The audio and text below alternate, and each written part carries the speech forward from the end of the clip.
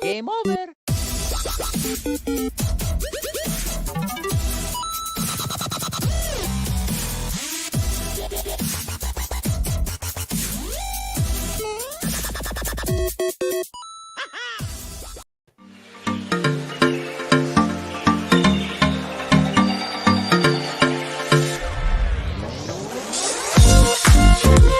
Hello, and welcome to The Collectors.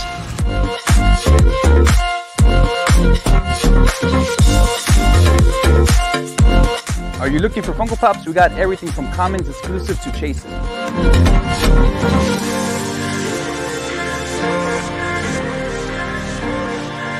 What about statues? We have everything from anime, Marvel, and DC available.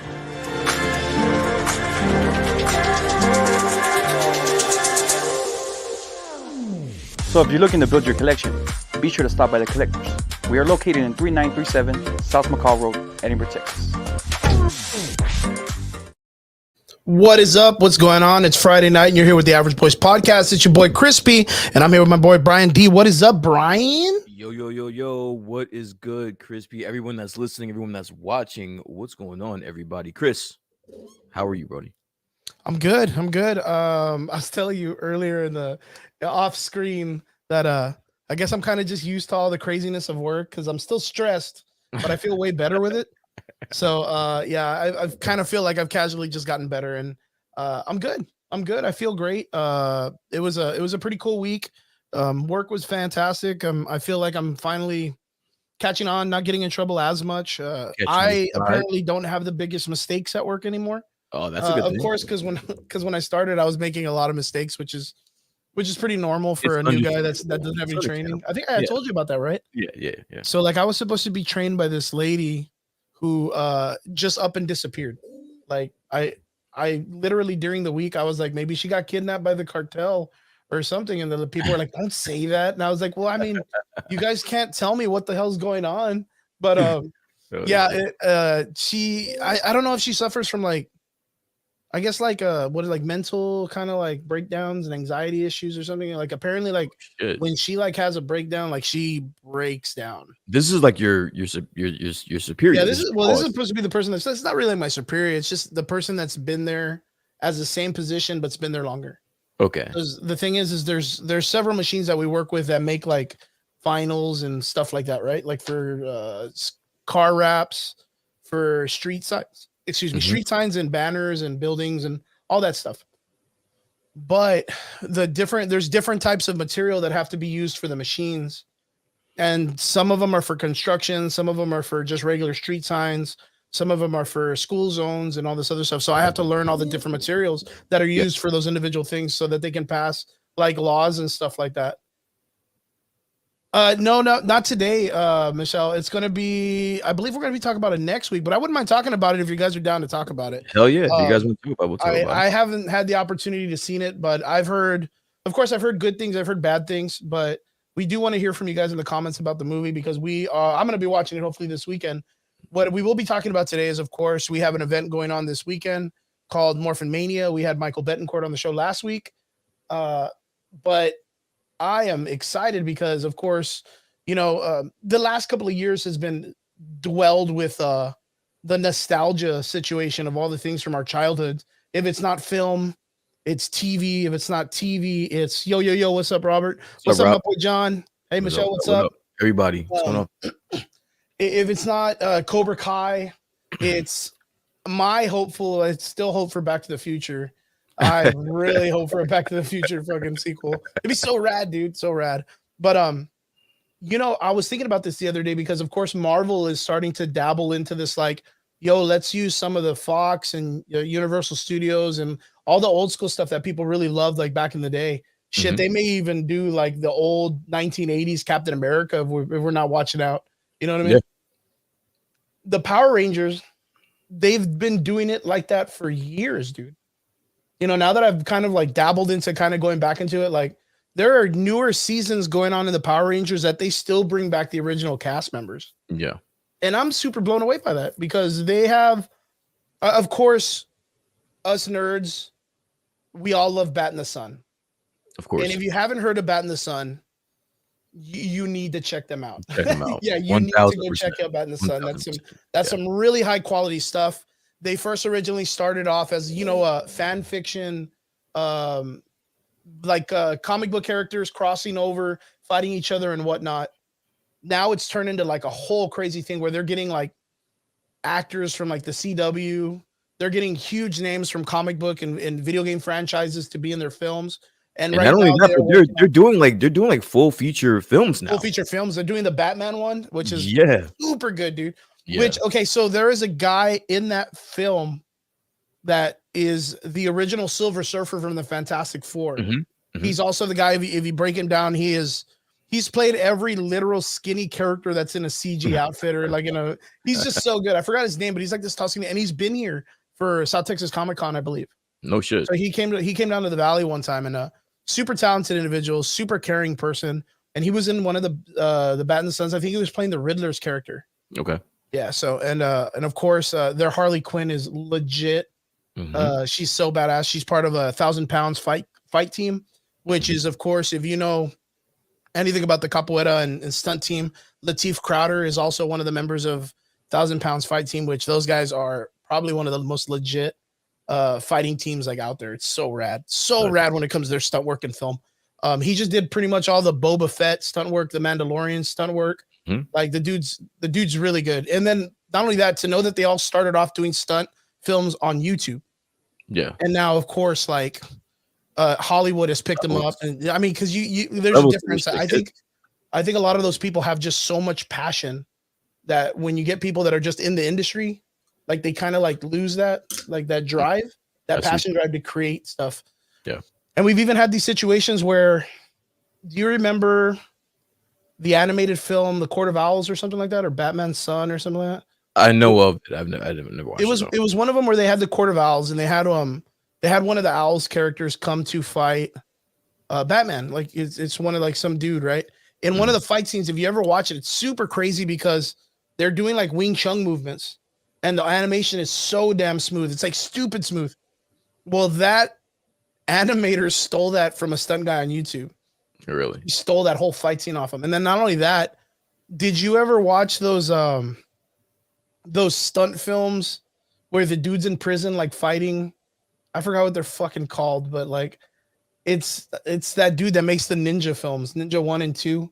Okay. Scott Adkins, right? Okay, yeah. Okay. Scott Adkins. He's in it, and he plays like this Russian jail guy, and he's just beating the shit out of people, doing flips in prison, and just beating the shit out of people in a ring. Okay. Right? Well, like in one of the fight scenes, he does like I don't know, he like swing kicks and fucking throws a weird uppercut and then does like a flip. Well, that same fight scene is in the Shazam animated film that Black Adam kicks the shit out of Shazam with. And I'm like, dude, bro, like, so he stole DC, that too. Man, you're already fucking cut that shit, man. You're already doing bad things. But lo and behold, they're still doing amazing stuff. But like I said, it's been a pretty solid week. That girl, she hasn't been back. So I've been kind of like, you know what that means, bro? That means that the opportunity is there for you to get that little inside track. Fly right back up, man. That's me. It's all about me. A little bit more, get that little inside track, and then get fucking out of here, bro. Yeah, it's been going pretty good. I got complimented today, and they were like, you know what? Like, we give it up to you. Like, even with all the stress, you are learning pretty quick. So that's pretty cool. But yeah, a dude tipped over a truck this past week, so mine's not so bad. Wait, what? Yeah, like straight up. I can't even make that up.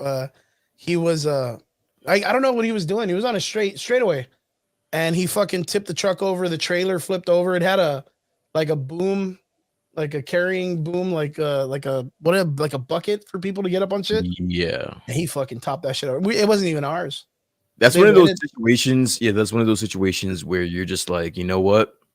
I might need to have a different job. Like, yeah, that guy. I might need to be on a different career path. Yeah, I don't think that guy's even there. And you know what was crazy? Like, that dude was he had just got like a new position there at work because he Ooh. had shown that he had a lot of knowledge. Like he was like that dude that, you know how I got this car in the back? I read books, knowledge and shit. Like, yeah, he had that kind of moment where he just knew tools, he knew shop, like he knew everything about warehouse Just shit. didn't know how to take a right turn. Dude, I was That goes to show you, man. Life is about valleys and peaks, man. One week you're on top, next year you're not. Oh, before you continue, Rob. Now he brings up that he's excited for Batman next Tuesday. All right. Mhm. Me personally, I am not excited for this Batman. I'm sorry. I'm sorry. Oh, But snap. anyone that's listening, I'm sorry, Rob. I know you're excited about this. But anyone that's listening, I want to know on a scale of 1 to 10, how excited are you for this Batman on Tuesday? I want to know. And do you have your tickets? So not only do I want to know how excited are you for it, but then I want you to show me, do you already have your pre-sale tickets bought? That's what I want to know. Well, Continue. I gotta ask though, Brian. Like What's what that? is it It's- about it's- this Batman film? It's two things. It's twofold. One, I'm Batman out. I think we've covered this before.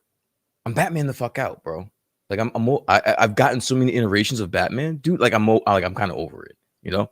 And then number two, I'm just not really anticipating this version of Batman. Like the character Pattinson, Mhm. I'm not really a fan of his. So Okay. he's gonna have to do some over the top shit for me to be on board. Like I'm gonna be honest with you, I'm gonna go check it out, but I'm fully going in there expecting the worst. Oh shit! So you're going in there with like a different like the Star Very, Wars very vibe. low expectations. Absolutely. Yes. But I mean, it's if there's one thing that DC hasn't done is they haven't messed up Batman. Yeah. Like Vince, I think that's good the shit, easiest by way the to say. way. I like that energy, Vince. Yeah. Vince is he's got a badass Batman suit. That guy, like his cosplay closet is so huge. He's got so many Appreciate badass costume that he gets that. Try to Just post a picture of that, Vince. I want to what see a that. stud, man! What a stud in the cosplay community. I do understand what you're saying though. The whole thing about you know, everybody know the origin story of Batman, like it doesn't change. So every time that we get an iteration of Batman, they always go back all the way to the let me show you how Batman became Batman. Yeah. And it's like we already know that. Like get deeper into the story, give us a veteran Batman. You know what? Like the And one this is thing that supposed I'm to be like, excited for. I'm sorry, but this is supposed to be year 1 or year 2, Yeah. It's supposed to be right? a mix. Okay. Yeah, it's supposed to be a mix. It's supposed to be a mix between year one and the longest Halloween. Okay. And that's the only thing that I think is cool is that they said, fuck it, and we're going right in for an arc instead of an origin. Yeah. Like, that's probably the most exciting thing that I'm excited for the Batman film is that it's not a retelling origin story. Let me tell you who Batman is. He's going to fight a laughing dude. Yeah. This is like, hey, Batman's already been here. This is Gotham City dealing with shit. And since he's been here, a disease has come out of it, like an infection, and this is what it's created. And then you get your Riddler, you get your serial killer that's not your typical dude standing outside of a Stripes or a Circle K trying to wait for someone to rob him. You got a dude who's a well-oiled serial killer. He is he's playing mind games. You know, he's real what was that dude from way back in the day, the Zodiac killer kind of situation? Okay. Yeah. I mean, if you think about it, like we haven't had a Batman like that since Heath Ledger. Yeah. Because Heath Ledger's Joker character was so cynical and so diabolical. I think let me ask you something. And this goes out to everybody in the comments also. Today, guys, we want to hear a lot from you because I don't know if you noticed, but it's been a slow week, man. It's been a slow week for nerd stuff. So, of course, there is a situation going on where the world is in peril. And our hearts and love go out to the people in Ukraine and, of course, the civilians of Russia that aren't really for the war. The war is bad, and we understand it. And we just want to be able to offer a place of comfort so we can get away from all that drama, get away from people rushing to the gas pumps and fucking have a good time. Dude, was it crazy already over there? No. Oh, thank God, dude. It got a little weird earlier. We have not. Yeah, people just started getting gas, but the valley's like that, man. Yeah. Right now, all the dog food's out. I don't know why people are going crazy for dog food. Dog food, okay. Yeah, it used to be toilet paper and water. Then it changed to what, like meat. Like there's no It's chicken. still, I'm about to say, Yeah, it's still. zero chicken at Walmart. I went to Walmart earlier, and no fucking chicken. Pork, there's a lot of pork, but no fucking chicken. And I was chalking it up to New Year's resolution shit. Like everyone was like, "Yo, I joined the gym January 1st. I just know chicken's the thing that everybody eats. I'm all Okay. about that shit." And I was like, "All right, whatever." All right. But I still get steak though. I like steak. I mean, But- you're from Texas, dude. So it's like that's Oh, we like eat here, man. that's what you do. I get the steak on my horse with my cowboy hat, with my cowboy hat on. You actually rope it in the wild Yeah, and just shit? rope it. You go to HEB and you just pick the cow. You just point I'm at it from and the, shit. listen, guys. I'm from the East Coast. Listen, I'm not roping shit. I'm gonna go to a nice restaurant. They're gonna cook it really well. Go to a nice. We don't have too many Applebee's around here. Just let you know. I'm just letting you know right now. I'm bringing that up. We don't have many Applebee's around here. What am I Maybe going to chicken. eat when I go to New York? You're gonna have to fend for yourself. Listen, I'm never taking you to a fucking Applebee's. Just know that. So you don't have to. $1 margaritas, man. You see, honestly, that would be the only reason why I would be upset that I don't take you to a fucking Applebee's or Chili's. But yeah, Yo, no. I have to ask you. Yo. Ask you because yo, apparently it's like a staple in like the Jersey, New York, and all that area. What's Diners. up with the Geno's? What steak? Cheesesteak? Steak sandwiches Philly. and shit. That's Philly. Okay, That's okay.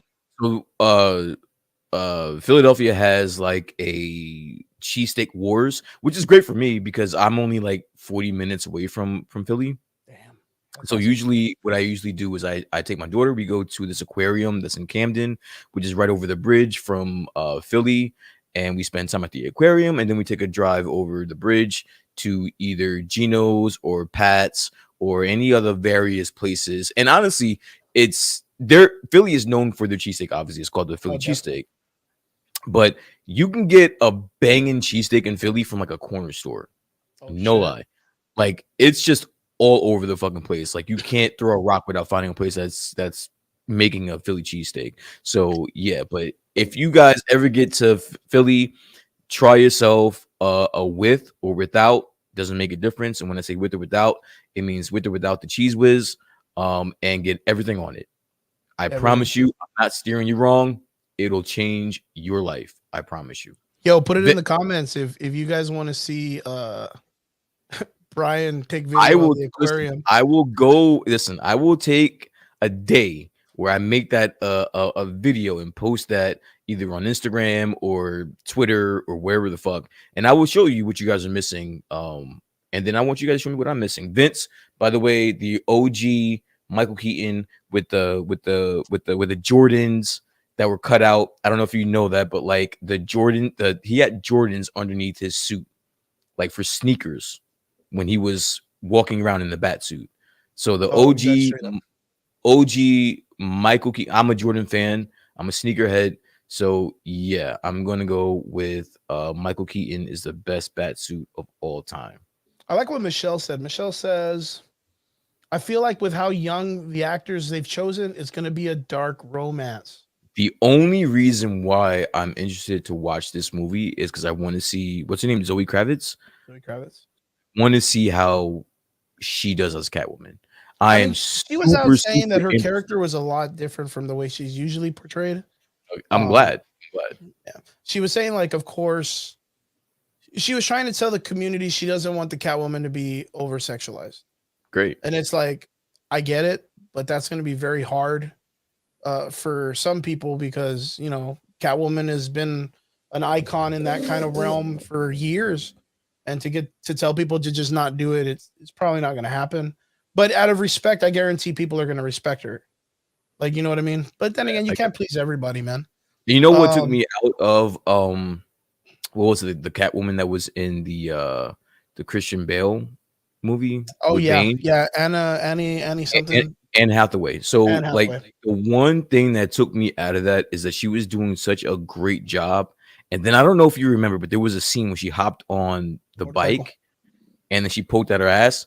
Mm-hmm. That's when I was like, all right, like I understand we needed to have it, I guess, because that's Catwoman. I guess she is sexualized, but I didn't fucking need it, bro. So I'm Yeah. glad that she said that. Like, I'm glad that she's not going to be overly sexualized, and she'll have this romantic couple of scenes with Batman. So yeah, I'm looking forward The to only that. reason why I kind of feel like there is somewhat of a necessity of those kind of acting positions for that character is because that's the mask she wears, so people don't realize who she is outside of it. Yeah. Because every time she's outside of the character's costume design or whatnot, she's a very sophisticated lady. She kind of carries herself very strong independently. Yeah, she's Yeah, smart as she's shit. strong, independent. She doesn't take nobody's bullshit. She'll slap a motherfucker outside of Walmart, Yeah. like just straight. She's hood. She's Ezra Miller. She's Ezra Miller, right? I'm not gonna drop everybody. Everybody I know that's gangster is Ezra Miller, man. Oh, Snoop shit. Dogg, Ezra Miller. Ezra Miller. Um, Gotcha. yeah, the Catwoman carries herself when she is outside, right? But when Mhm. she's a Catwoman, she kind of acts that way because it lets people trust her. It gets people to drop their guard, and Yeah. it allows her to get close enough. That's like even the times when Michelle Pfeiffer played her as Catwoman in the original ones. That's why she was even able to scratch Batman with her claws, because Batman allowed her to get that close, and then she touched his face and snapped him, right? So Mhm. you have all of these situations that it kind of like leads up to her using that as a tool also. Yeah. So it's very it's interesting because I want to see dynamically what they're going to do with the character in that sense, Okay. because you kind of like, hey, you know what, like if she's not going to be like a little bit of a playful character like that, like flirty and flirtatious, Yeah. and she's going to be stern or like the strong independent woman, like I know that the heroine characters, they of course people fall in love with them. Mhm. I was just talking about Ghost in the Shell not too long ago. I think Scarlett Johansson as Ghost in the Shell as a major was an amazing film. I Yeah. liked it. I thought it did very well. I thought it gave a lot of it gave a lot of good intonations to the old Ghost in the Shell animation. They Yeah. really respected it. And a Mhm. lot of people were like, "Nah, it's stupid, whitewashed or whatever." And it's like, "Hey, dude, the director of Ghost in the Shell was uber fucking excited when Scarlett Johansson said he would do it. She would do it. Hey, If he ScarJo. digs it, yo, bounce, dude."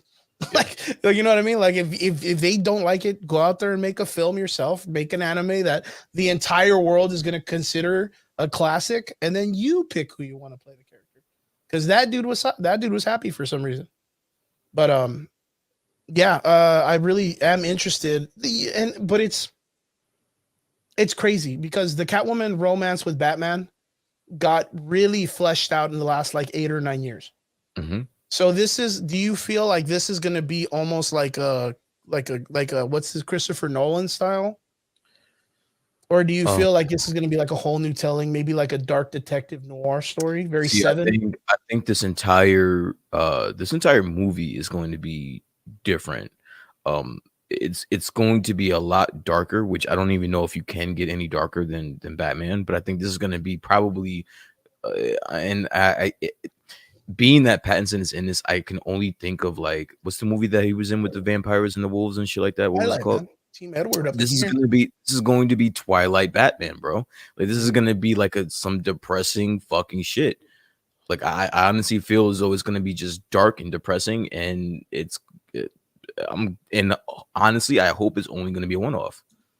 I'm Oh, not looking forward to it. so you're okay. So you're not really on board for the idea of maybe Robert Patterson taking the Batman role for the next Justice League or anything like that. I don't see why he would. I mean, I not mean, yet, right? yeah, We of course have to give him the chance to yeah. flesh out the character. Let's See what he see. does. Let's see how this plays out, and then we'll revisit that. Do But you think, in a way, that the way, like, of course, it's been portrayed in the fraternity of people that have been Batman throughout the years, that Batman himself is a hard character to play? no, we have seen really good iterations of it. Again, I'm a little bit tired of it, but we have seen some good iterations of it. Like the only bad, I guess, version of Batman that I could think of is probably, well, there's two: Val Kilmer and George Clooney. Oh, okay. So you weren't part of that one.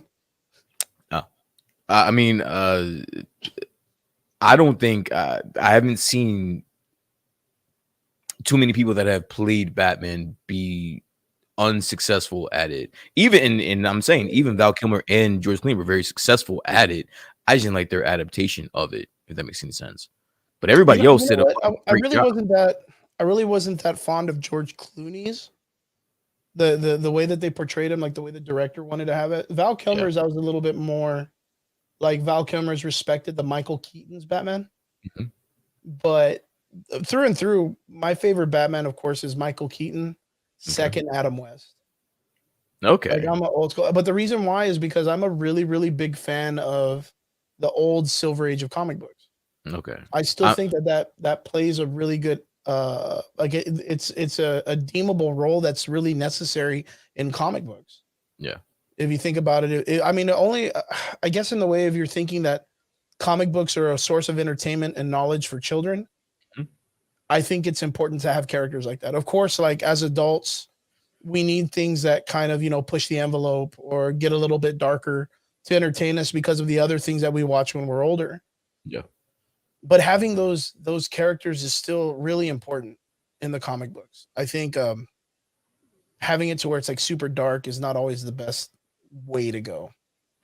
Anybody that's listening in the comments, I want to know what your lists of the best Batmans. I think for me, it'll be Michael Keaton as number 1. I think Christian Bale will be number 2. I think Batfleck would be number 3. I guess I would go with, just by default, I would go with Adam West as 4. And then give me a coin and I'll pick whichever fucking. Well, we can't forget the Batman from Bat in the Sun.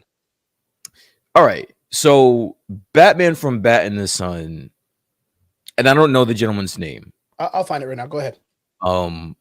But I think we only got the one iteration though. We only got the one film. Like we only got the one film. So I don't want to like put him on the list. He did an amazing job, by the way. Don't give me Kevin Porter. He did an amazing job, by the way. Don't get me wrong.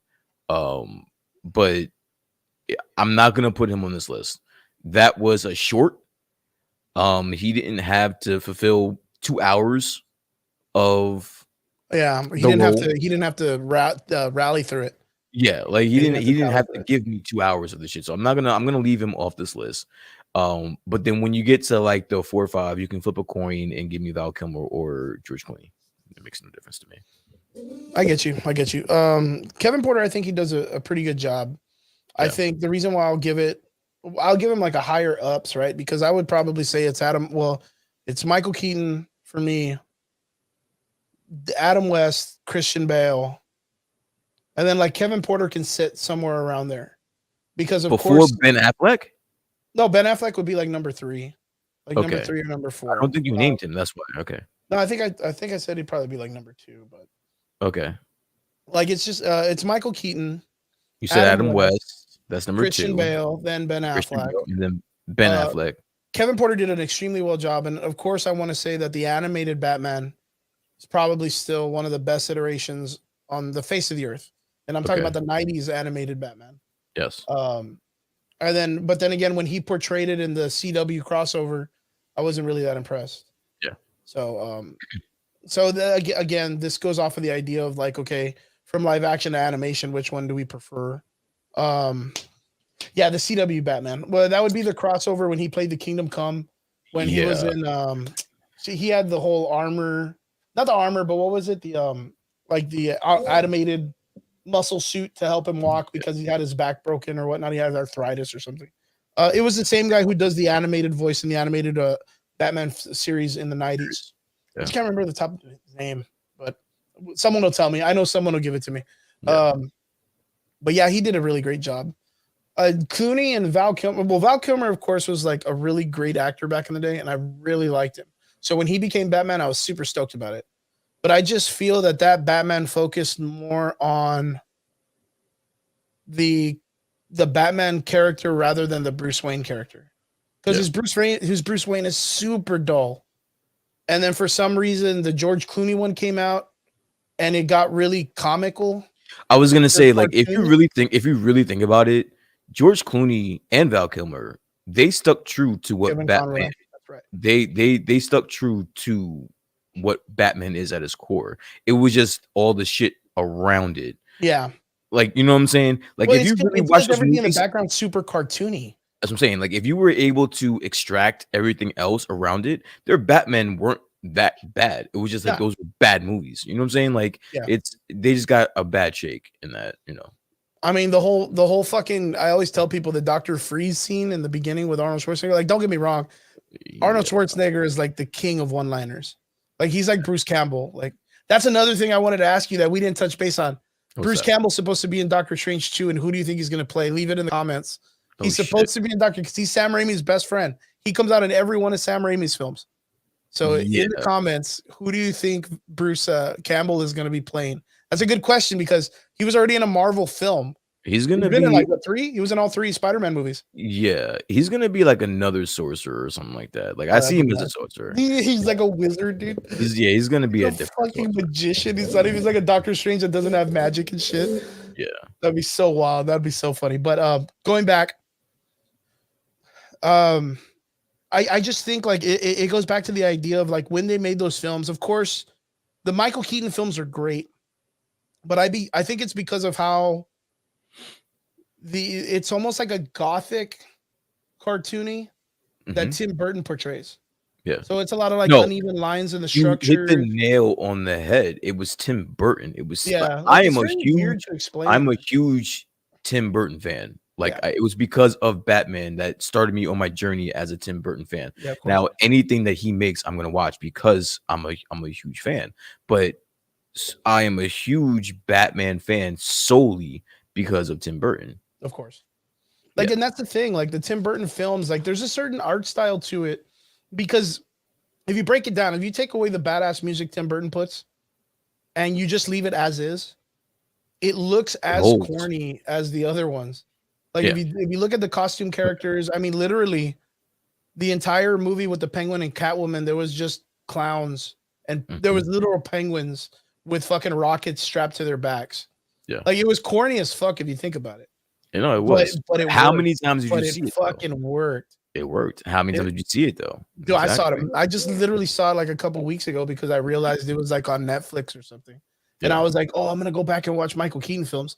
Because if there's one scene that I love the most in all of those films is of course when the Joker goes into the museum. Jack Nicholson's Joker is legit. The dude's a gangster, dude. I don't give a fuck what anybody says. Listen, I love what's his name? The guy that died.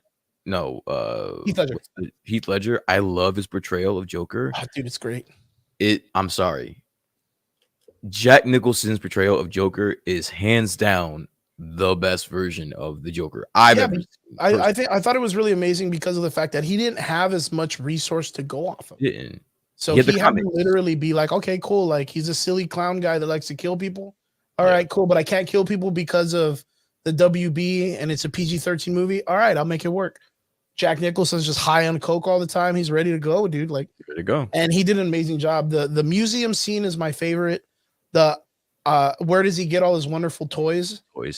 And then of course, you want to see nuts? I can be nuts. I can get nuts. When Michael Keaton, that was at Vicky Vale's apartment. Yeah, I love that scene, man. I love those 3 scenes. They're super good. Of course, like everything in between that, of course, good. The Jack Napier scene falling into the vat of oil, the whole Red Hood scene.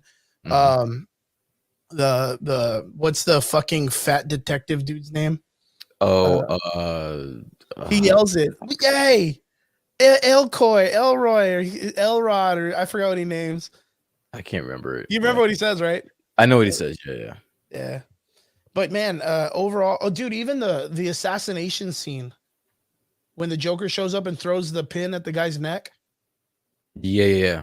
Oh my God, that was such an amazing scene. I mean, overall, it was so good. And then Bruce Wayne standing up in them, which is literally, if you think about it, right now in the Batman film that's going to happen, the commercial of when the truck flies in through the building and the guy comes out and he's like, I got a bomb or whatever. That whole scene is reminiscent to that scene because when everybody comes in and they got guns and they fire in the air, the Tommy guns, Bruce Wayne's the only one standing up looking at the Joker and the Joker looks back at him like, are you crazy or something? And then he waves at him and then he goes by and stuff, but he never moves. He never takes the knee. He never falls to the ground. The pin is mightier than the sword. My boy, Robert. Quoting And the then, scripture from the Batman movie. and then it was his name in the movie, the Tim Burton movie is Eckhart. Eckhart. Yeah, Eckhart. Edgar, yeah, you see, dude, But I he was fucking got playing that shit. but he was playing the Harvey Bullock character. Yeah. My favorite scene in that movie, and to this day it stands the test of time, is when Joker, Jack Nicholson, is having the parade with the hot air balloons, and he's gassing all of Gotham City, and then Batman comes with the Batwing, and he comes through and he's shooting at him, but he doesn't move.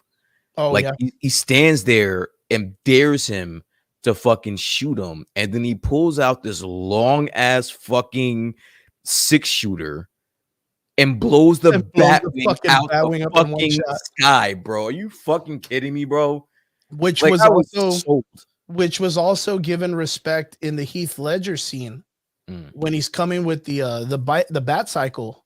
Mm-hmm. Remember? And he fucking doesn't move, and he's like, come on, hit me, hit me, hit me, hit me, and he gets all excited. And then the fucking Batman flakes and doesn't hit him because he doesn't kill. Yeah. Again, the biggest role that Batman's got, except Ben Affleck's Batman fucking murks everyone. Vince, it is about time. We need to talk about this. I'm sorry. We don't got much to talk about this week anyway. Yeah, but yeah. it's I about mean, time, bro. This is why I love our comment section, man. I am so tired of Jared Leto getting shitted on for his Joker performance. Yeah. Well, yeah, of course, dude. Yes, I mean, he got shit on real bad. Jared Leto's a great actor.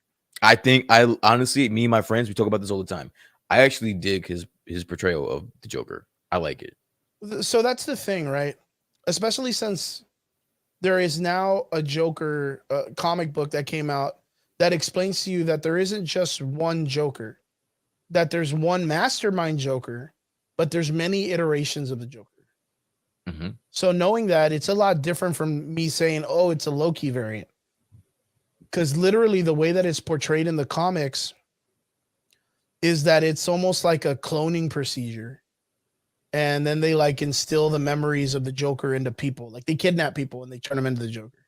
Yeah. Which makes it even fucking scarier, man, that they're doing that to people. Because that's really reminiscent of the Batman Beyond animated film. Do you remember that one when they kidnap Tim Drake?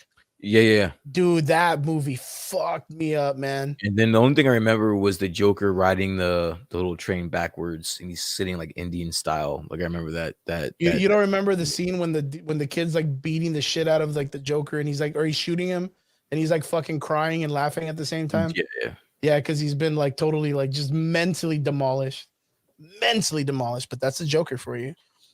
Jared Leto's Joker, for what it's worth, okay, the character design, of course, is what people didn't like a lot of. Like, that's a given. But the concept of it was he was literally the closest variation to Jack Nicholson's Joker remake. Because Jack Nicholson's Joker was literally a mobster wanting to be the head of he wanted to go beyond the Falcone family. Yeah. But then he got screwed over because that's a mixture of the Red Hood story. And then that's how the Joker's created. And then he goes and screws over the whole mob and wants to fuck everybody over and stuff. Yeah. But of course, like with the Joker character from Jared Leto's character being that way, you can kind of be like, okay, cool. Like, why is this Joker so tactical? Oh, well, that's because he's actually ex-military. Mm-hmm.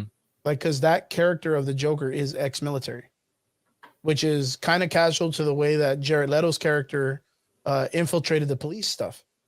In that one scene when they were going for the assassination, he became a cop. Yeah. The whole thing about the Joker, he has such an awkward history that it's hard to kind of like pinpoint who or what he is. But if they were to do a remake of Jared Leto's Joker, would you want him to come back through and through with like the tattoos, the broken teeth, and all that stuff? Or would you want like a whole remake?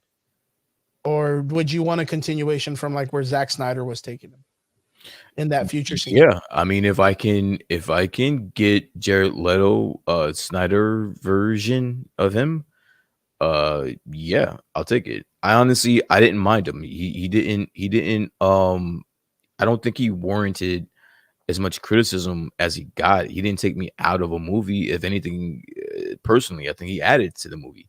Yeah. I know that's not a popular opinion. I know everybody has their thoughts on it. And again, me and my friends, we argue about this all the time. Half of us like it, half of us don't. And I am open and objective to why people may have a problem with Jared Leto's version of the Joker, but I personally liked it. He was a fucking nutcase. I liked the dynamic between him and Harley. It played well on camera, and I would like to see more of it. And then you're left with the nightmare scene from the last time we saw him, and I would like to see more of it. I want to see exactly how that played out, and I don't. Which think we'll ever see that. I'm going to be 100% transparent. I think that the future iteration of the Snyderverse, the Injustice world, I think that was the best rendition of the Joker we got from Jared Leto, or the best writing we got for him. I think that the Jared Leto we got in the films wasn't as good of writing, because the one scene that I was upset that they switched out was the one that came out in the trailer. Okay. The one that I'm going to hurt you really, really bad. Mm-hmm. Like, they removed that from the film. They removed a lot of his dialogue from the film. And I thought that was a big mistake, because that scene, that was fantastic, the way he delivered that line. Yeah. Fantastic in the trailer. And then what we got in the movie wasn't the same. Mm-hmm. So that was kind of a letdown. But I agree. I really think that we need to get an opportunity to get Jared Leto to really, really get to be a proper villain. Does that make sense? Yeah, no, I get it. Because I feel like he wasn't a proper villain. Like, we got, of course, the Suicide Squad. But it was a Suicide Suicide Squad movie that he was introduced, though, right? Yeah. So it wasn't even about him. Like, he was that's like a side character, that just happened to be in it. So, I mean, that's pretty much the only place that we really got him, wasn't it? I think so. I mean, we didn't really get him. We didn't really get him anywhere else. He was just in the Suicide Squad. We got a mention of him in the Birds of Prey film. Yeah. And then you see him off camera get like thrown out of his house or whatever, out of Harley's house and whatnot. Yeah. He pops up at the end of Zack Snyder's film, which I think it's a travesty, because Jared Leto, of course, like, he deserves the opportunity to play that role. Yeah. But then again, I think that DC's been making mistakes with the whole, like, well, let's make the Joaquin Phoenix film. Let's make this other one, because then people just get confused of who's going to be what. Yeah. And that's that one-off thing that we're always talking about, that I just think it's bad storytelling, bad choices for storytelling, good stories, bad storytelling choices. Yeah. But through and through, I think Jared Leto does deserve his own film, but not his own film, but his own opportunity to be a protagonist. Mm-hmm. But yeah. What else, man? But the Batman film, going back to it. Are you excited? I don't think you even explain. Are you excited for this? You know what's really crazy is, if it wasn't for Robert mentioning it right now, I wouldn't know it was coming out Tuesday. Me too. It's just one of those things. I don't even feel like the advertisement's been going right. Yeah. DC released that. What advertisement? There really hasn't been any advertisement besides. Well, I don't want to say that, because they have came out with like 3 trailers already. Yes, and they released that great trailer, the one that's "We Need More Heroes," or what is it? Yeah, the world needs heroes. Montage. Yeah, it was. Yeah, that was amazing, man. That was super good. I'm not looking forward to it. Again, I will go check it out. I'll probably see it if I have time. I'll probably go see it Tuesday. I mean, actually Wednesday, because I have off Wednesdays. So I'll probably go see it Wednesday. Yeah, I'll probably go check it out at my earliest convenience. But I'm not looking forward to it. I'll see it. We're going to talk about it. But I mean, of course, we might have to casually wait a week, because we might have a pretty special guest. We're not going to say anything, but if you're into the horror genre, it might be really, really cool for you guys to tune in next week. Sure. Hopefully, if we get everything, all my T's and Q's and dots and lines and all done right, we'll have a really cool guest next week. Guests. That's multiple guests. So, yeah, but we'll leave that for midweek. If I can lock it down, we'll like it for next week. But, yeah, definitely.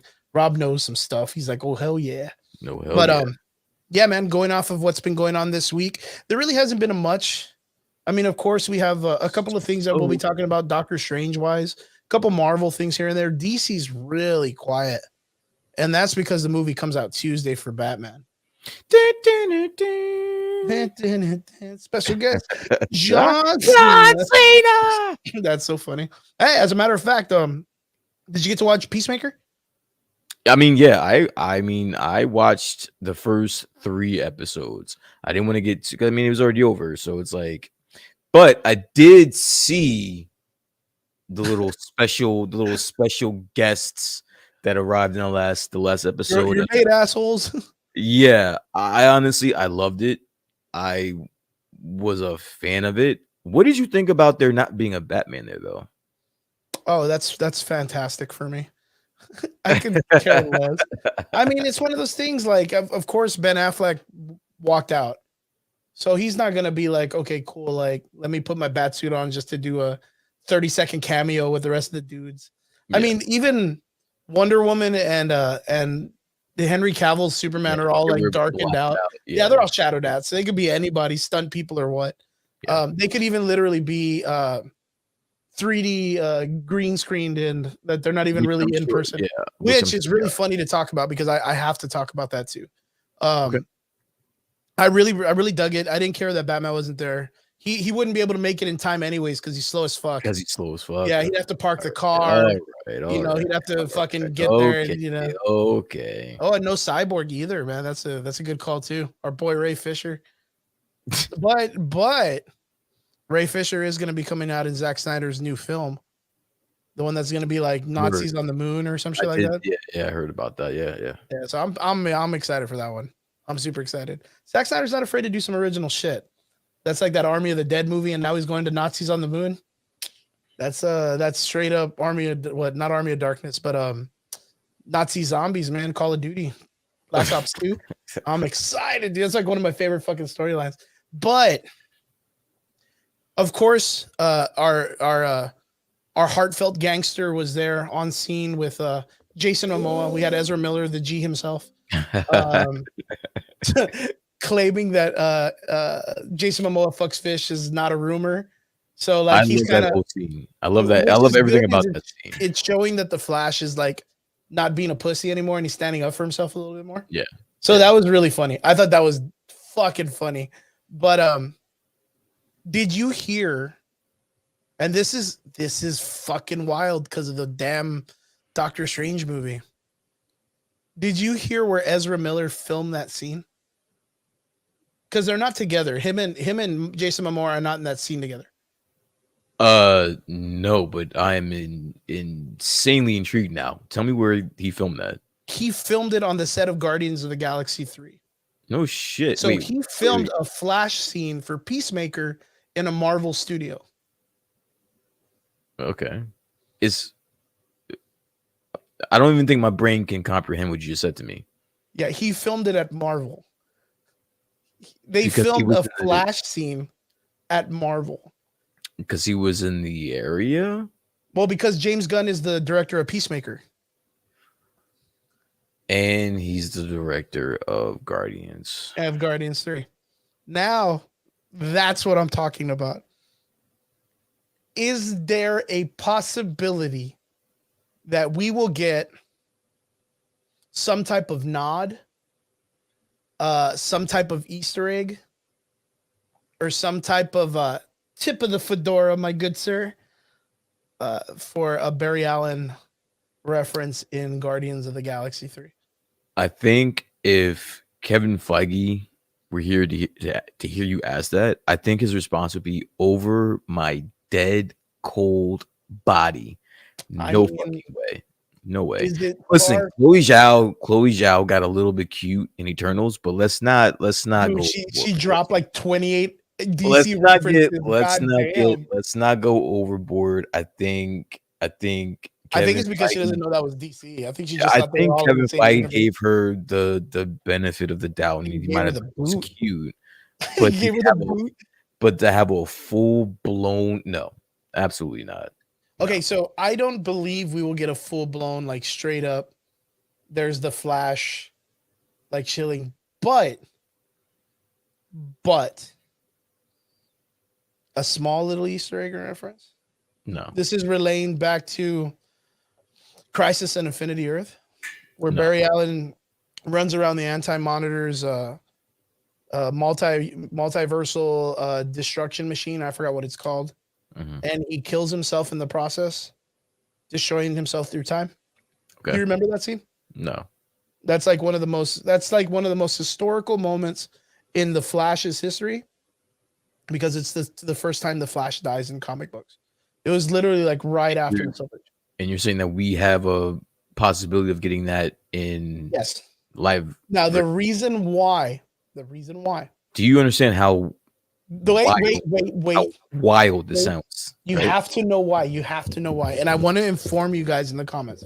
Because remember, I get fucking crazy. Last week we were talking about Doctor Strange and we were talking about all the villains. And I dropped Chthon. Nobody had talked about it. I don't listen. I don't want to say that. I have heard it, but I'm hearing it. I will give you credit. I'm hearing it more now, today, this week. I will give you that. And I did think about you when I heard it a few times. So yes, I know something. I know some things. Yeah, we should have made that a topic, that the motherfuckers in the fucking poster that everybody fucking missed until now. I know, right? Except for Chris. And the reason why I thought about it was because they recently dropped in the comic books that Chthon was coming back, and him and Wanda and Doctor Strange 2 had like a huge battle. Yeah. And Chthon actually gets possessed by Wanda. That's weird as fuck. Yeah, I don't even not know her get possessed, but him get possessed by her. Well, then that would just make her the most OP being of all time. In the MCU. And we're going to be talking about that today too, folks. True. That'll be a part of the conversation when we talk Doctor Strange 3. True. But going back to what we were talking about, yes. When the Flash died in the comic book series, a lot of people in the industry were like, "Holy shit!" Like, we didn't see DC doing that, like especially to the Flash, because he's such an iconic character, being one of the main 5 or 6 in the Justice League, right? And him being like the beginning or end to any arc or reboot that the comic book series ever does. Like, you can't do that shit without the Flash. Like, the Flash has to start something. So in that process of him dying in that comic book, other comic book companies paid homage to his character.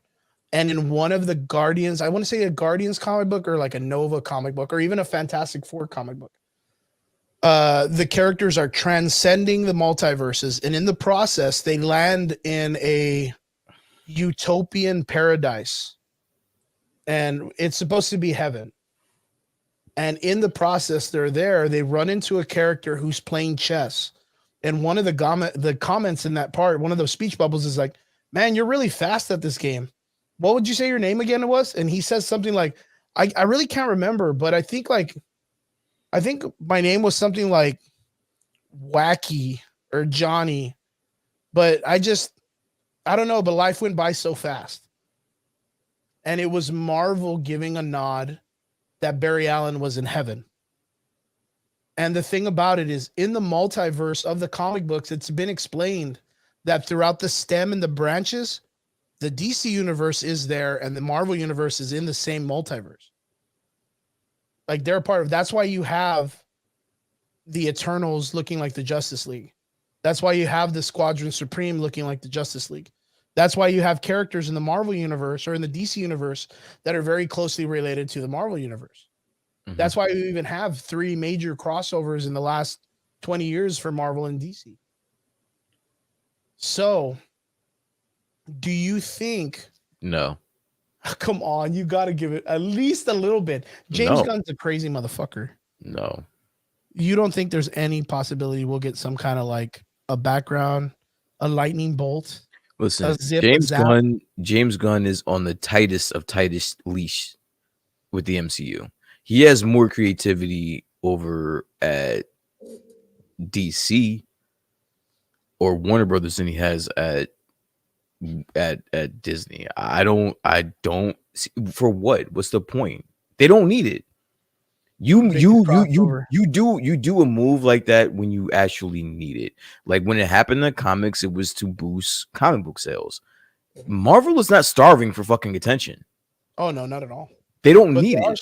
They are. So if anything, why would you bump up the competition when you? Because it needs it. But because DC needs it. But they need it. But Disney doesn't need it though.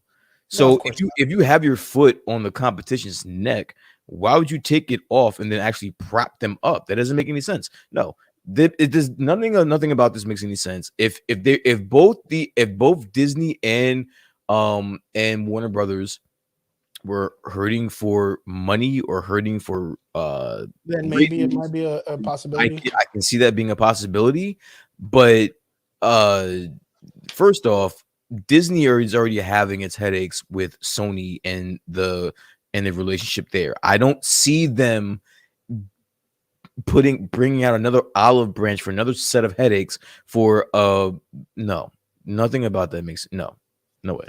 I don't know. I see it. I do see the possibility of it being like a small drop reference. What do I mean by that? Like, I think by chance, maybe Ezra Miller himself plays like a random dude in a bar and kind of like drops a funny little note. Why? Because that guy's gangster as fuck. And this is supposed to be happening in the Guardians 3. Guardians 3. Cosmic Landscape. Okay. Remember Eternals? They just brought in Star Fox. They brought in Thanos' brother. We know it's going to get fucking crazy in space soon. James Gunn's, this is going to be his last hoorah before he leaves and only does television. Like, this is it for James Gunn. Do I think that there's I think there's a really weird possibility that he might get Ezra Miller to drop some, like a cameo and do like a funny nod or whatnot. But I think it's there. Maybe he plays like a funny messenger, like a guy delivering messages or some shit in space. Yeah. And he has like, I don't know, Apollo's shoes with little wings or whatever, giving hints. And I mean, would he do it? I think he would, because he's silly like that. I think James Gunn's a silly dude like that. I mean, I don't know what I would think about that. I think it'd be funny. I mean, it would be like, honestly, did you see by chance they just dropped Free Guy on Netflix or on one of the streaming services? Did you get to watch it with Ryan Reynolds? I've seen it, yeah. Ryan Reynolds by far is probably one of the most funniest motherfuckers on the planet. He in any film can make anything golden. And there was no way that someone was going to tell me a movie about Fortnite was going to work. Like, there was no way. And he made it work. He made it work fantastically. Yeah. Did they need Chris Evans, Captain America's shield, or the Hulk's arm in it? Or Mega Man's blaster? Like, they didn't need that shit, but they were just Chris Evans, like, what the fuck, or whatever. Like, that was fantastic. And it was for a split second. Could that's the kind of Easter egg I kind of think that we might get. And the reason why is because when do you get that opportunity? Ezra Miller drops by in a Flash outfit onto a Marvel studio. And this is not even to mention that Ezra Miller was probably with the biggest set of balls, jumped onto the CW Grant Gustin show and filmed the scene with the Flash in that part, where other actors wouldn't even touch that with a 10-foot pole because it's out of their realms or whatever. I mean, you have to see that and be like, you know what? By now with WandaVision, like, I can't say no that this person's going to appear. I love where your brain's going. Like, I love, like, I see all the electrons, neurons. I love everything, like, going at once. But I have 5 words. Very far stretching. 5 words for you. Over Kevin Feige's cold body. It will never fucking happen. It'll never fucking happen. I can guarantee you, if there is a crossover, it'll be at the back end of all of this when fucking DC is on its last leg, which is probably. Yeah, I don't take it out of the realm of possibility there may ever be a DC superhero crossover with Marvel. I don't put that over. I think there could be a potential, but not right now. Hell no. Yeah, not right now. Fucking. They still got so much more to go with. Yeah, they have so much more material. Hell yeah. But yeah, Ezra Miller filmed the ending scene of Peacemaker. That's an interesting fact. I did not know that though. That's pretty cool. Yeah. I thought it was very cool. I thought it was pretty nice for Marvel to be like, hey, dude, don't worry about it. We're already here. Yeah. Might as well film it. And then it's outside. We'll get that shit done for you real quick. And then, you know, it just kind of sparks this cool interest of knowing that, you know, in the communities, we always feel like there's this great divide between the big two. Like, oh man, DC is over there and Marvel, they never like fucking you know, and they'll be like, no, come over here, dude. We'll help you film that part. It doesn't hurt Marvel to do that. Like you have James Gunn that's trying to produce another billion-dollar movie for you. So I mean, it makes it easier. He has obligations somewhere else, which I'm sure you were aware of prior. So if you fuck it, bro, like, dude, we're making Boku money over here, bro. It makes no difference. Go ahead, film your little scene and all that shit. Whatever, dude. Just hurry up. Be off the lot by 5 o'clock. That's it. Yo, by chance, What's up? as Ezra Miller flips the script, doesn't want to stay in DC, wants to come Marvel. Name someone. Who do we bring Ezra Miller in as a character of the Marvel universe? Johnny Blaze.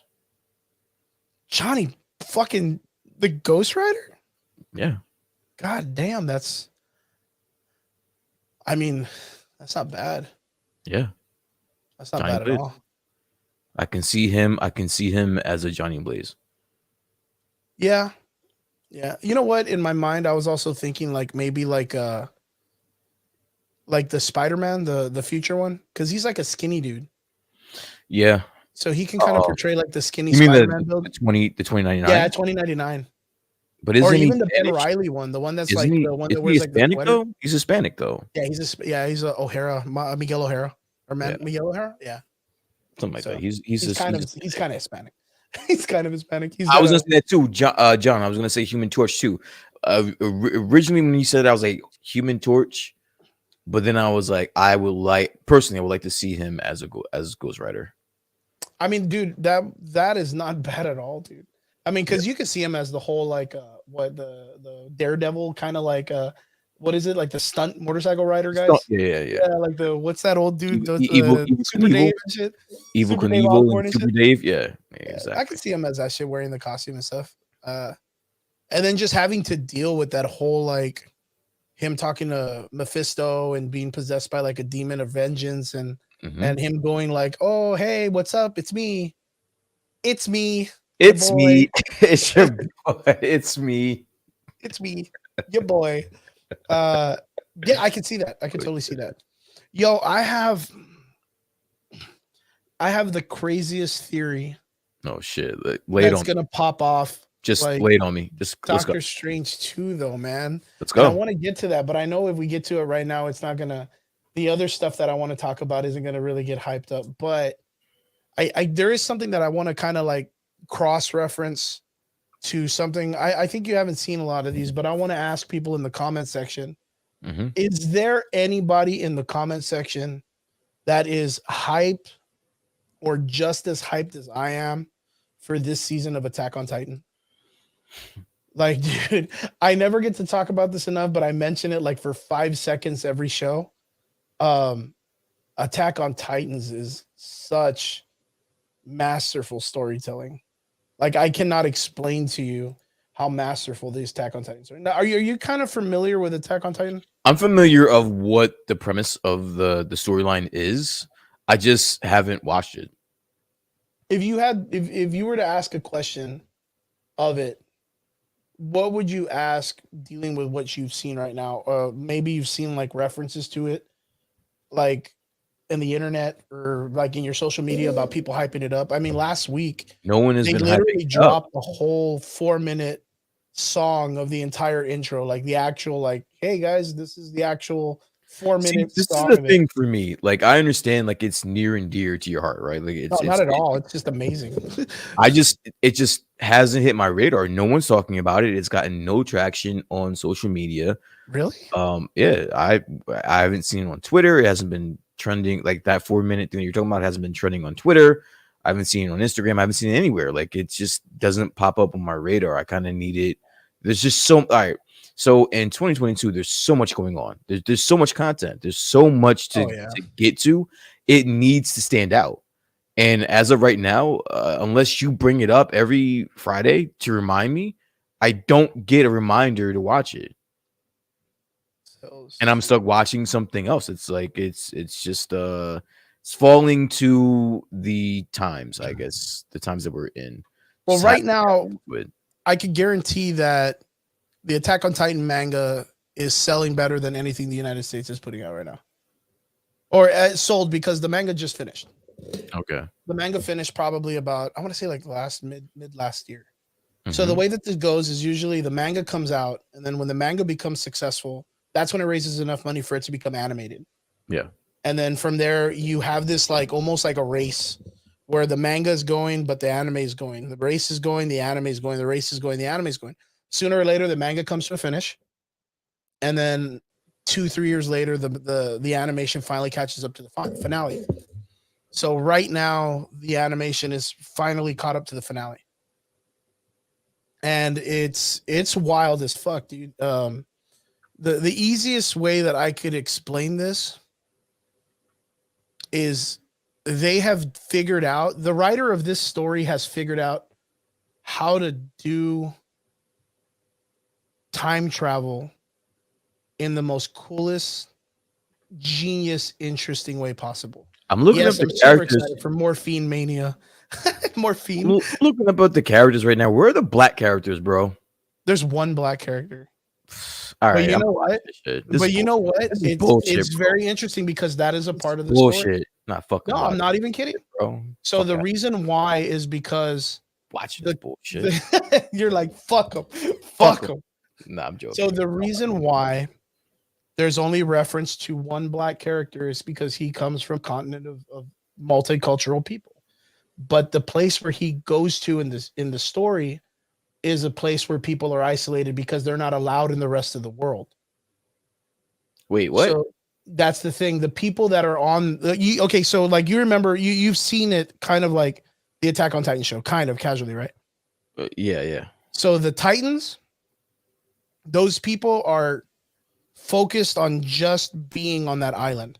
Mhm. There's only like a handful of Eldians, that are allowed off of the island who live on the Marleyan country, which are like the most economically advanced continent in the rest of the world. Mhm. But the Eldians live on this small island, and they're all surrounded by walls. And on the outside of the walls, there's a bunch of wild Titans. The wild Titans are the ones that fucking eat everybody. But those are the ones that, well, I mean, I won't explain that part, but they're the ones that keep them trapped in the island. And they don't leave past the wall. They're told they cannot leave. Their whole entire life, they're told they can't leave. Yeah. But that's because the rest of the world does not want them to leave that island, because their bloodline is the ones that control the Titans.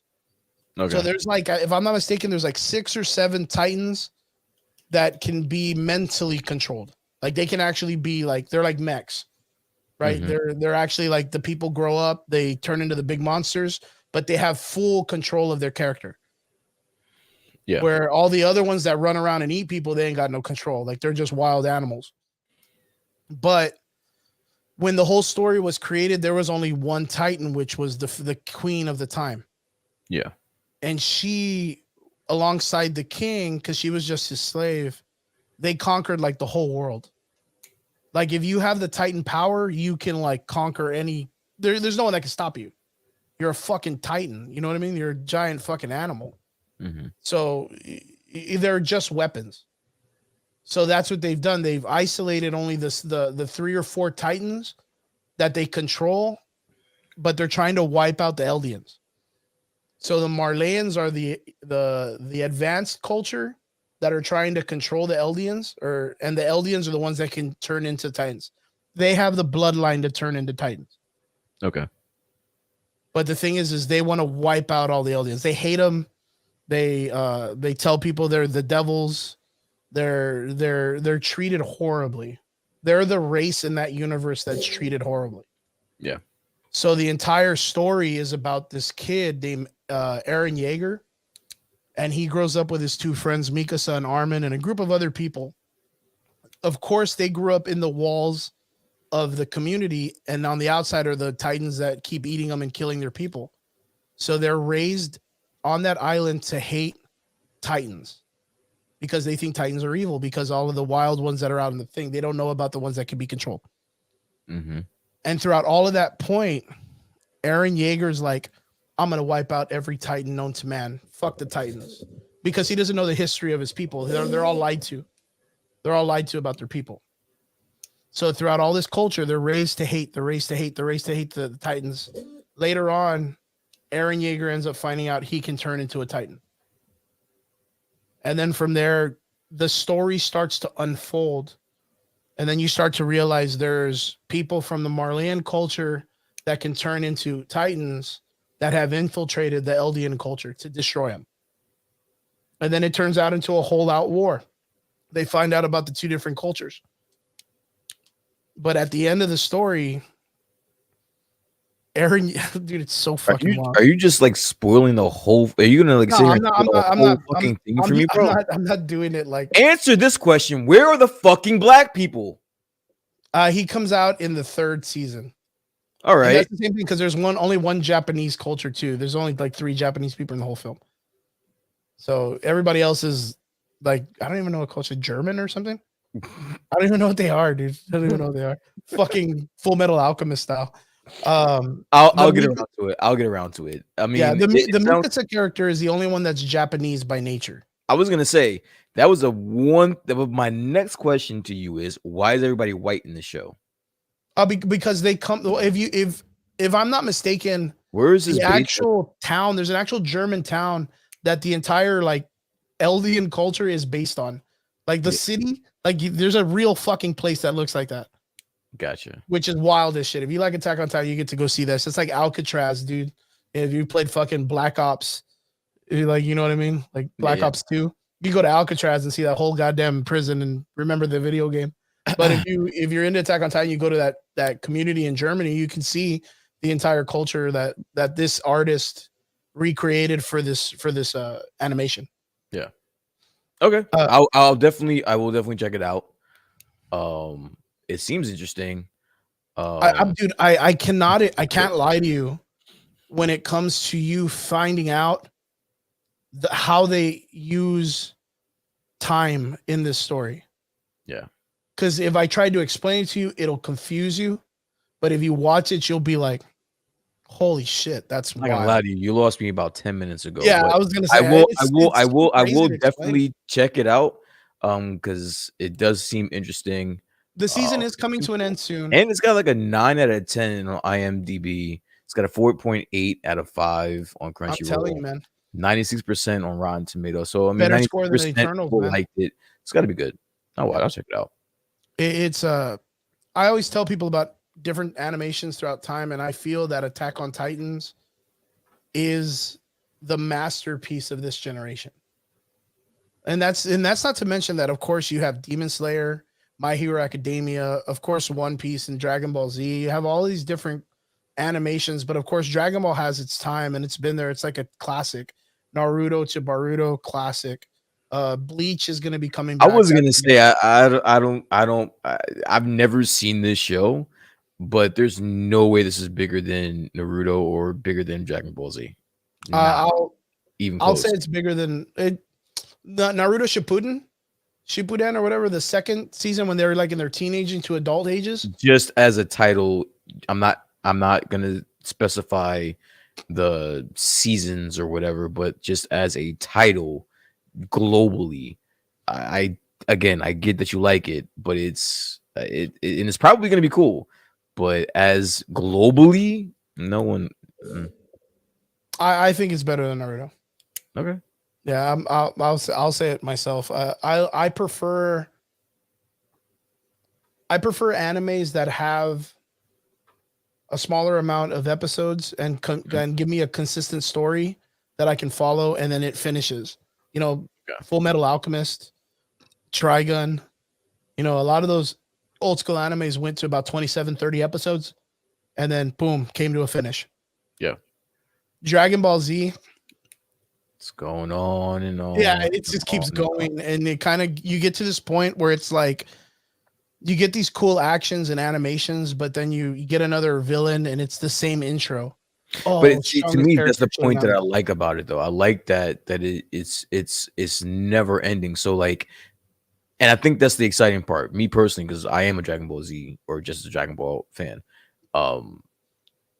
It's gonna have to top the last season or top the last villain or top the last challenge. It has to continuously do that. And honestly, up until a few, a year or two ago, they've been doing it up until now. Like I've been a fan since I was in fucking high school. Let me ask you, out of all the seasons and all the episodes and all the stuff, what's been your favorite arc of Dragon Ball Z? Dragon Ball Z. Dragon Ball Z is probably my favorite. Well, that's season. That's like a series, but arc, like which story, which villain, what was your favorite out of all of them? Cell, the Cell arc is probably my favorite. My favorite villain is Kid Buu. I just think they went too far with Buu. There was just too many iterations of him, personally. And then the tournament of the champ, the tournament, tournament power, was it literally. I was done with Dragon Ball. I was done, and that arc got me back into it. That shit was fucking amazing, and I've never watched a lot of the fucking anime that you watch, but I'll put that arc up against a lot of the shit that anyone's watching right now, and I'll probably still pick that. I think it's good. I saw the entire power. I didn't watch the one with amazing. I didn't watch the series that brought in the fast guy, which was the other Tournament of Power. Yeah. Which was the previous one, because that was also the Tournament of Power. Yeah, it was Hits. It's Hits, but it was right before Hits. But he was from the arc before, but that led into the Tournament of Power. Because that was also called the Tournament of Power, right? Yeah. The whole arc is called the Tournament of Power, but it was like a prelude to it, and then it just like fuck started the whole Tournament of Power. Yeah. And I love Hits, and to see him just get manhandled, I thought Hits was like somebody that could never solid, yeah. And then to see him just get tanked. Yeah, get tanked by Jiren, right? Yeah, I think it was Jiren. Was it the mustache dude? I love the mustache dude with the big hands. But yeah, dude, Mopo, the whole Topo. So I love that dude. I like that character's design. Me and my friends, that Sonic dude. Me and my friends have arguments all the time about who the MVP was of that, and I mean, Topo is he's a sleeper. He was once he turned into the god of destruction, he was holding shit down. But then Vegeta fucked him up. But then other than that, like Jiren to me is the one. He's the top dog. He's the MVP. It took a whole gang of them motherfuckers to jump my boy Jiren. So fuck everybody in Dragon Ball. It took a whole gang of them to jump my boy. One against like 4 of them. So yeah. So this is gonna sound probably really weird. What? But I thought One Punch Man has done Dragon Ball Z better than Dragon Ball Z has in the last like 10 years. I'm not a big fan of One Punch Man. Well, the reason why, because it's a satire. It makes fun of the whole anime scene and being overpowered and stuff. And I think that the reason why the Tournament of Power and the Dragon Ball Z scene jumped up again was because I think that the creators of Dragon Balls are like, hey, look, dude, Goku always has to be the strongest dude out there. And they just made this anime called One Punch Man, and he's doing some really crazy shit. Goku's got to top that guy. Yeah. And that's why I think that they power level these characters, is that they portray these characters to do more amazing things than other anime characters at the time. Does that make sense? Like, it's not really them competing against the world that they live in. It's them competing against other franchises to make them look bigger and stronger.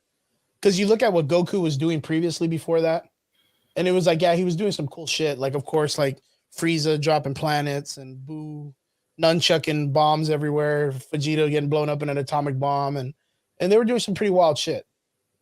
But then Saitama came and started like punching smoke out of nowhere and jumping off of the moon and creating like holes in the space. And One Punch Man was just doing crazy action scenes. And then all of a sudden we get that badass shot in Dragon Ball Z where in the Tournament of Power when he's fighting Khalifa. Yeah. And he like flips the Kamehameha. Yeah, he fucking rides that shit like that was probably one of the most amazing things I've ever seen in my whole life. And the reason why is because the entire animation was like, I think everybody asked that is, why do characters wait for him to say Kamehameha and then they let him fire that shit? Yeah. And this one actually showed him moving, and it was like the most amazing thing. But it makes more fucking sense for him to be moving while he's doing that shit. Yeah. Like common sense wise, I thought that was the most amazing shit of the planet. How did you feel about that when you saw that Kamehameha? I watched. I've literally, if you go into my Google search, Like a million times. I probably watched that at least a million times.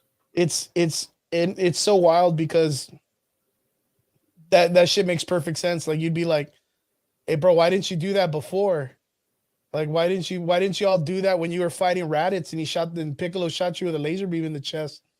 Like why weren't you moving when you were screaming shit out in the first place? But see, this is what I'm saying. Like you had to evolve into this. I think that's the payoff that you get for being a Dragon Ball fan for so long. So Definitely. like you said, like it's very monotonous. It's very it's always drawn out. You're gonna get just different variations of different characters and watching their arcs and being pissed and being happy and all that shit.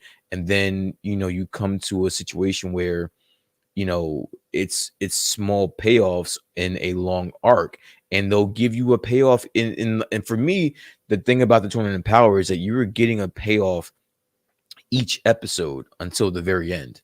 So it was something small that just kept you going. There's a reason why there's so many reaction videos to the Tournament of Power, because it brought a lot of the original fans back to the story. And it needed it. And it's gotten me back. I'm looking forward to whatever movie's supposed to be coming out, whatever was it Hero Dragon Ball Hero Super or something? Yeah, I'm excited for that one too. They're bringing back the Red Rocket Army. Yep. Hey dude, that's wild already for me. Red Rocket being a reference back this far into the series, I'm excited to see what they're gonna do. I'm really, really excited. Yeah. But if you guys do get an opportunity, like I've said before, if you haven't caught up with it, Attack on Titan's on its final season. For those that don't know, the rumbling is here. If you don't know what that is, you need to check that shit out good, because that's probably one of the most craziest things in the story. But the rumbling is finally here. So we're on the final stretch. Also, those in the anime world, if you're not paying attention, right now the My Hero manga just started looking like it's in its final stretch too. So it's looked like the manga for My Hero Academia, it's going to be it looks like it's going to be coming to an end soon, because right now they're about to do some final shit with the final boss. They brought the battle to the kids at their school, and it's looking mighty fucking wild. It's gotten kind of dicey. I don't know if you know much about the My Hero series. If you haven't seen it, Brian, have you checked out the My Hero series? Probably not, right? No. And if anybody in the comments, if you guys have seen it, let me know what you guys think of it as well. Drop us something in there as well. The My Hero story is Eastern anime explaining Western comic books. Okay. That's probably the easiest way to put it. It's finally coming to a season ending, and it looks mighty fucking fantastic. I'm super excited about that. But yeah, that's my anime talk. Onwards to the next subject, which it's kind of crazy because this is going to take us back into the Marvel realm. A little bit of talk. We're going to be talking, of course, about some theories for the Doctor Strange 2 stuff, but we recently got a little bit of info on another series that's kind of been on the quiets for a little bit, but it looks like Armor Wars has been pushed and talked about for coming out in 2023. Have you heard about this yet? I have, yeah. I think you posted it in the chat, and I took a little look at it. Are you bummed out about this, or what are your feelings about this? Actually, I'm not too hyped about it. In the comic book series, the Armor Wars, there were several iterations of the story, right? The main iteration of the story is Tony Stark's Iron Man suit schematics have gone awry. They've gone out on the internet, and different people in different countries have now started making Iron Man costumes. Yeah. And they're out there making their own Iron Man because they want to compete against the warmongering Tony Stark of the comic book series. So it starts this whole entire thing where Tony Stark and Natasha and all these people have to go around and stop people from stealing the schematics for the Iron Man outfit, probably like the Mark III or Mark II, one of the first ones. Yeah. Now, this is really crazy because of how the MCU has played out in the last 15 years already. Okay. So we had one Marvel, I think it was not Civil War, the Winter Soldier. Is that the one where the Shield director guy comes out, Nick Fury comes back and releases all of the Shield's information? You remember at the end, Natasha releases all the information of Shield on the internet? Okay, yeah. That was Natasha. Yeah, and that built up the Civil War storyline because you had Baron Zemo come out and he got all of that information when they leaked all the information for Shield. Right? So you have that, and then of course you have the death of Iron Man.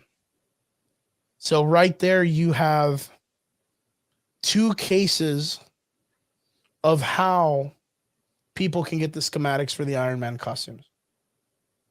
I wouldn't really say that Iron Man 3 really gave that to us because it was just him versus a bunch of dudes. And that villain fucked all his suits up. So like all of those suits got torn up. Nobody's going to really be keeping pieces or anything like that. I think the little boy is referenced, which I think there's going to be a possibility for him coming out in Iron Man 2 or Armor Wars. I think it'd be a really cool portrayal for the young kid.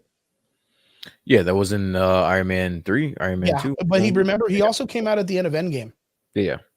I think it'd be a really, really cool build because the thing is his character's still really weird. We don't really know who he's playing.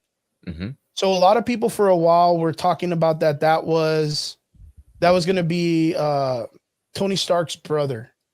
There's like this dude, I think his name is like Antonio Sparks or something. I forgot his name. But he's a bedridden character, super hyper smart, just like Tony Stark is. And he was one of the people that created like the god armor of Iron Man. Okay. So man, I just forgot his name off the top of my head. But there was a lot of people that thought that. But I was thinking it'd be really weird that he just runs into this wild, like this random white kid in the middle of like some hick town, and then that ends up being his brother. Yeah, that's a little real. Now that's Ezra Miller far-fetched in the Marvel universe. That's really that's really out there. Yeah.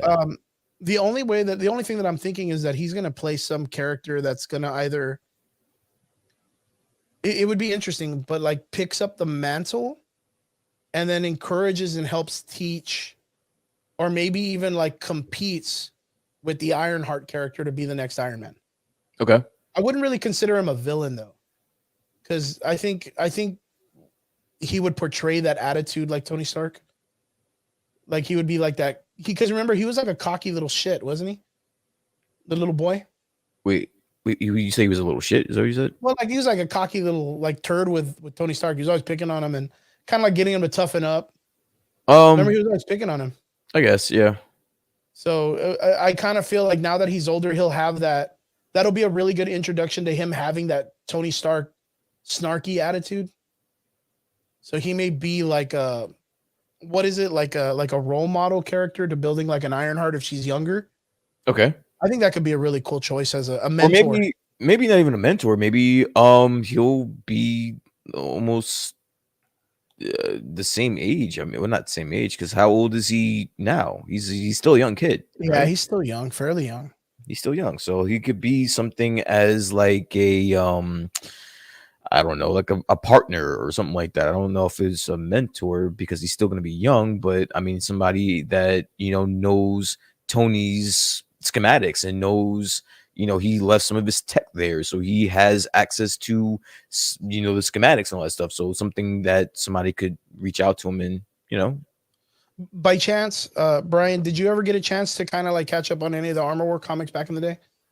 Armor Wars? Yeah. Did you get to see any of them or no? What was it about? Really? Actually, before you do that, we'll tell the people. I'll be right back. 2 seconds. Yeah.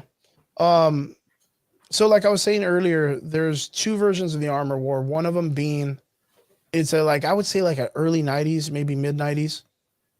There was a comic book that was released where the schematics of Iron Man's costumes got released in a lot of different countries, and a lot of his villains were starting to create the characters.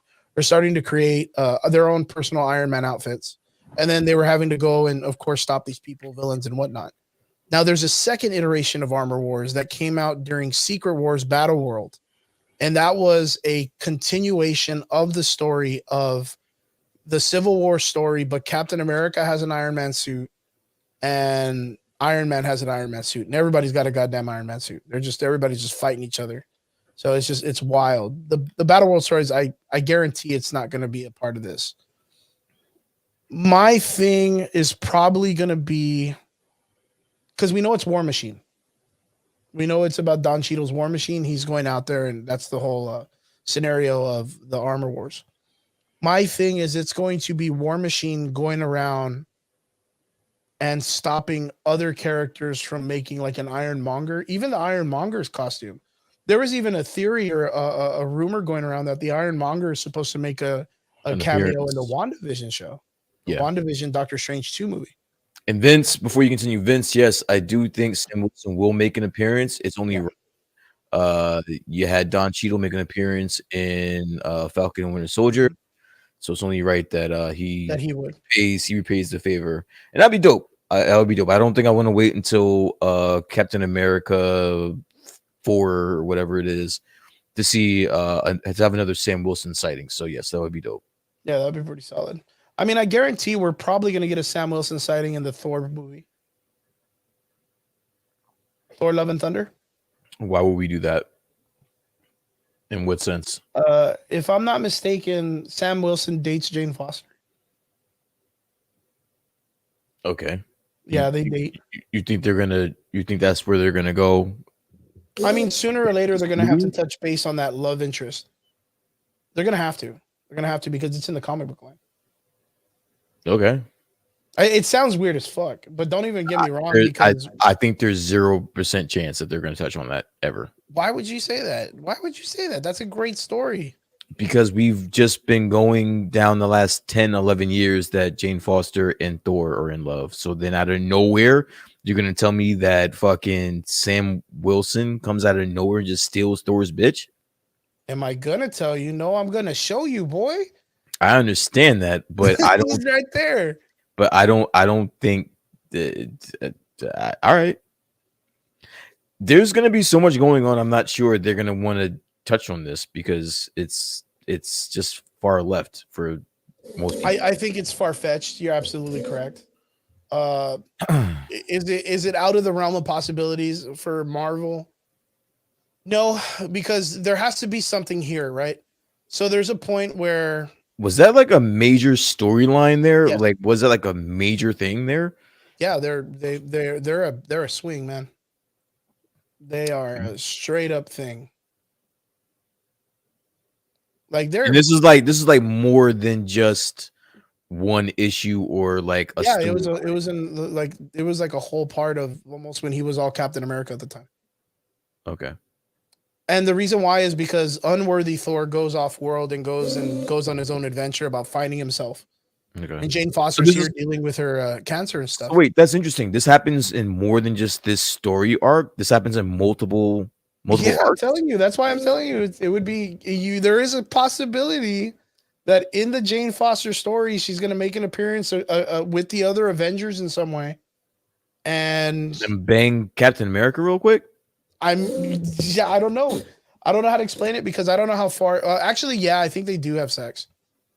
But I don't know if she has sex as Jane Foster's Thor or if she goes back to being. So when she turns into Thor, she just gets all fucking hot and bothered and just goes around banging heroes. Yeah. That's cool. All right. That's pretty wild, man. But you see, that's not even to mention, this goes back to the other parts. Captain Marvel dates War Machine. Like there's a love interest there too. And that's why there's even like that nod of the helmet when they're talking to Wanda in Endgame and War Machine and Brie Larson's character are there and she kind of gives him like the eyes. Yeah. And then cuts off. And it's kind of like, they kind of like, you know, there's a little bit of weight when they're looking at each other to say goodbye to each other or whatnot. Listen, I'm all for it. Ship it. If you want to give me a fucking side mission where fucking Captain America just bangs Jane Foster, ship it. I'm all for it. That's so great. I'm all for it. Let's do it. Yeah, there's and of course, this is also, I'll share this one with you guys too, so you guys can see. There is War Machine and Brie Larson's Captain Marvel. Nice.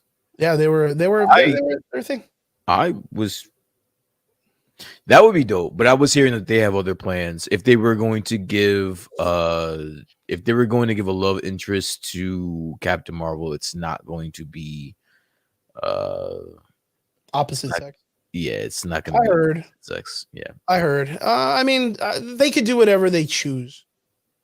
I mean, because that's pretty much what they're gonna do anyways. Yeah. But then again, Brie Larson's character grew up on Earth for a little bit. She was a part of the Kree, and on their planet, maybe that type of lifestyle is not shunned upon. We talked about this also with what's her name, America Chavez's character. Yeah. Where like it's not associated, where it has like a title to it being of homosexuality or transgenderism or anything like that. It doesn't really have a name for it because it's widely accepted. So you don't need to name something that's widely accepted. Yeah. It's just allowed. It's just the nature of it. So if her character is that way, it could be that possibility that when it's about strength or like a gladiatorial culture reference, where if she finds a stronger person, rather female or male, she could just be attracted to them strictly based on their not power output. I wouldn't say like they are cosmic like she is, but just on the way they carry themselves in the culture. Yeah. So I mean, I see it. I dig it. I'm not really against any of that stuff. I think it's great when they do good story writing. When the story is written correctly and I can feel it, then I'm all for it. Me too. If it's forced, it kind of sucks. 1000%. When it comes out, we'll give it our opinion. True. But like I was saying, there is a huge possibility. I don't think we're going to have to wait too long to see more of the Falcon Captain America character coming up soon. I don't think it's going to be something that's going to be super crazy. Like it's not going to be something where it's going to be like years and years and years before we see it. Because dude, Anthony Mackie's not going to be a young dude for the rest of his life. But everything coming in the near future is besides Doctor Strange and She-Hulk, everything else is going to be not on this planet. Yeah, so pretty much. There's going to be a lot of cosmic landscape stuff that's going to be going on in the next like maybe 6 years for the Marvel Universe. Yeah. But you have to remember that the Avengers are not a Earth-based superhero team. Okay. They're like a universal team now. By now, they're universal. Yeah. By now they're off planet. They already fought Thanos across the universe. We're all over the place. Yeah, they're all over the place. So they're already aware that there's other shit out there that they can go visit.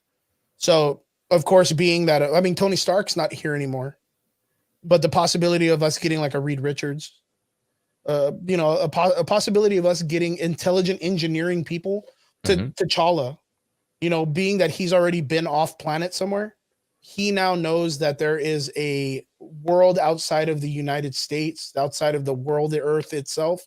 So there has to be more spreading of the knowledge that Wakanda exists. Yeah. And that's the way Black Panther's always worked. He always is like, hey, you know what? Like, if that culture doesn't know that Wakanda is here, I'm going to make them know. And he goes out there and he just spreads the word. That's all he does. And that's why they have the intergalactic association for Wakanda or something like this in the future. Yeah. And Killmonger's like Black Panther at that time. Like there's so many crazy stories. But digressing back to the original story, right? The Armor Wars, what can we expect for this story? We know that Don Cheadle's War Machine. We know that Tony Stark is dead. And we know that all of S.H.I.E.L.D.'s information got leaked. And there's a possibility that with Tony Stark's passing away, with the idea of Happy Hogan losing his shit in the Spider-Man No Way Home film, and getting a lot of his stuff that used to belong to Tony Stark taken away, there's a huge possibility that a lot of Tony Stark's information and money and or a lot of his equipment's going to just be out in the open. Yeah. What is something that we would like to see happen in Armor Wars? I would like to see the return of Justin Hammer. Oh, fuck yeah.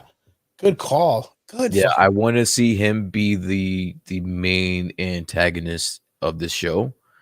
And the dynamic between him and Don Cheadle. I'm a huge fan of the actor. The actor's name, Sam Rockwell. I think his name is Sam Rockwell. The guy who plays Hammers? Yeah. Yeah, he's a good cat. I'm a huge fan of his. So, and I'm a huge fan of Don Cheadle as well. So I want to see the dynamic between the two of them. And then, like his whole thing, Justin Hammer's whole thing is trying to be like a carbon copy of Tony Stark. Okay. So it's like, so I kind of see him, still being pissed off about Iron Man 2.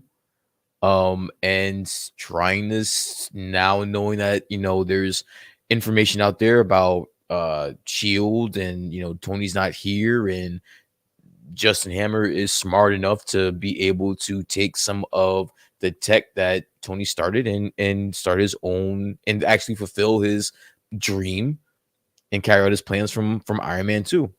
Yeah, kind of be like that next weapons manufacturer guy. That's like the next best thing. Because Yeah. I mean, if we take into consideration that guy Hammers is the guy that put the War Machine costume and all the gear and all the shit in his suit, didn't he? Yeah. Yeah, so he's not far fetched of him being a little bit more raw when it comes Yeah. to what he produces, Mhm. like cannons and bullets and shit. Where Tony And Stark now- like to be more lasers and shit. like that. Now he's pissed off. So now, before he was just doing it just because he was a dick. Now he's pissed off, and he has access. Now the guy that foiled his plan in the beginning, he's no longer here. So his shit's wide open, and if he gets access to it, he can actually fulfill his destiny, or fulfill what his plan was in the beginning. So yeah, absolutely. Yo, straight up, what's the possibility of us seeing Sharon Carter come back as the character, being the person? What is it? The broker, the power broker, and being the person that's selling the information for the Armor Wars. Well, I think it was confirmed that she was the broker in the. Well, she is the power broker, yeah. Yeah, it was confirmed that she is the power broker. But what if she's the one that's out there selling all the gear and all the shit, all the information? I think that's a high she got all possibility. that. Remember, they brought her back into Shield, and she got all that. Yeah, there's a high possibility that she is.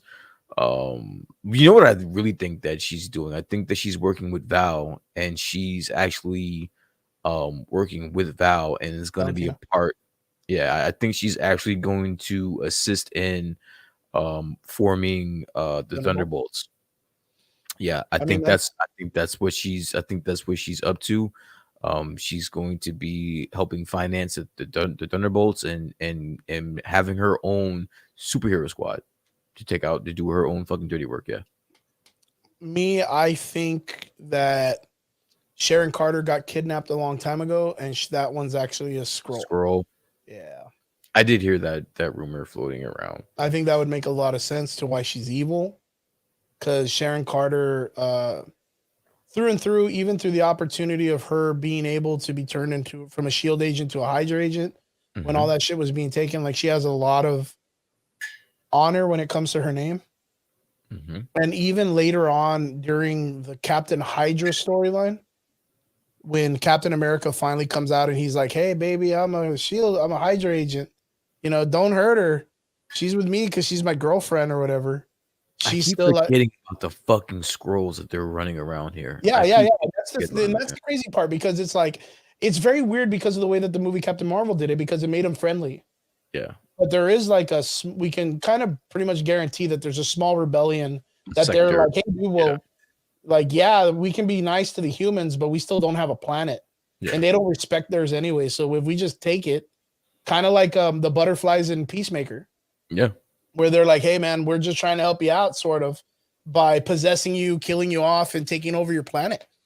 Like, there's that could even be James Gunn shoving the finger at Marvel and probably hearing the story of what they were going to do with the scrolls, and just fucking take the story and do it with his story. That would be gotcha, wouldn't it? It would be. That would be fucking mean as shit if they pulled that shit off. I mean, I wouldn't see it being far-fetched, because I think, like I said before, this is going to be his last movie with Marvel for a while. Guardians. I can see that. I don't know how much longer he wants to do this. Like, he's did everything he possibly could. This is his third one, and it's going to be Guardians 3, which is a trilogy. I mean, that's pretty much how it goes in these films. Yeah.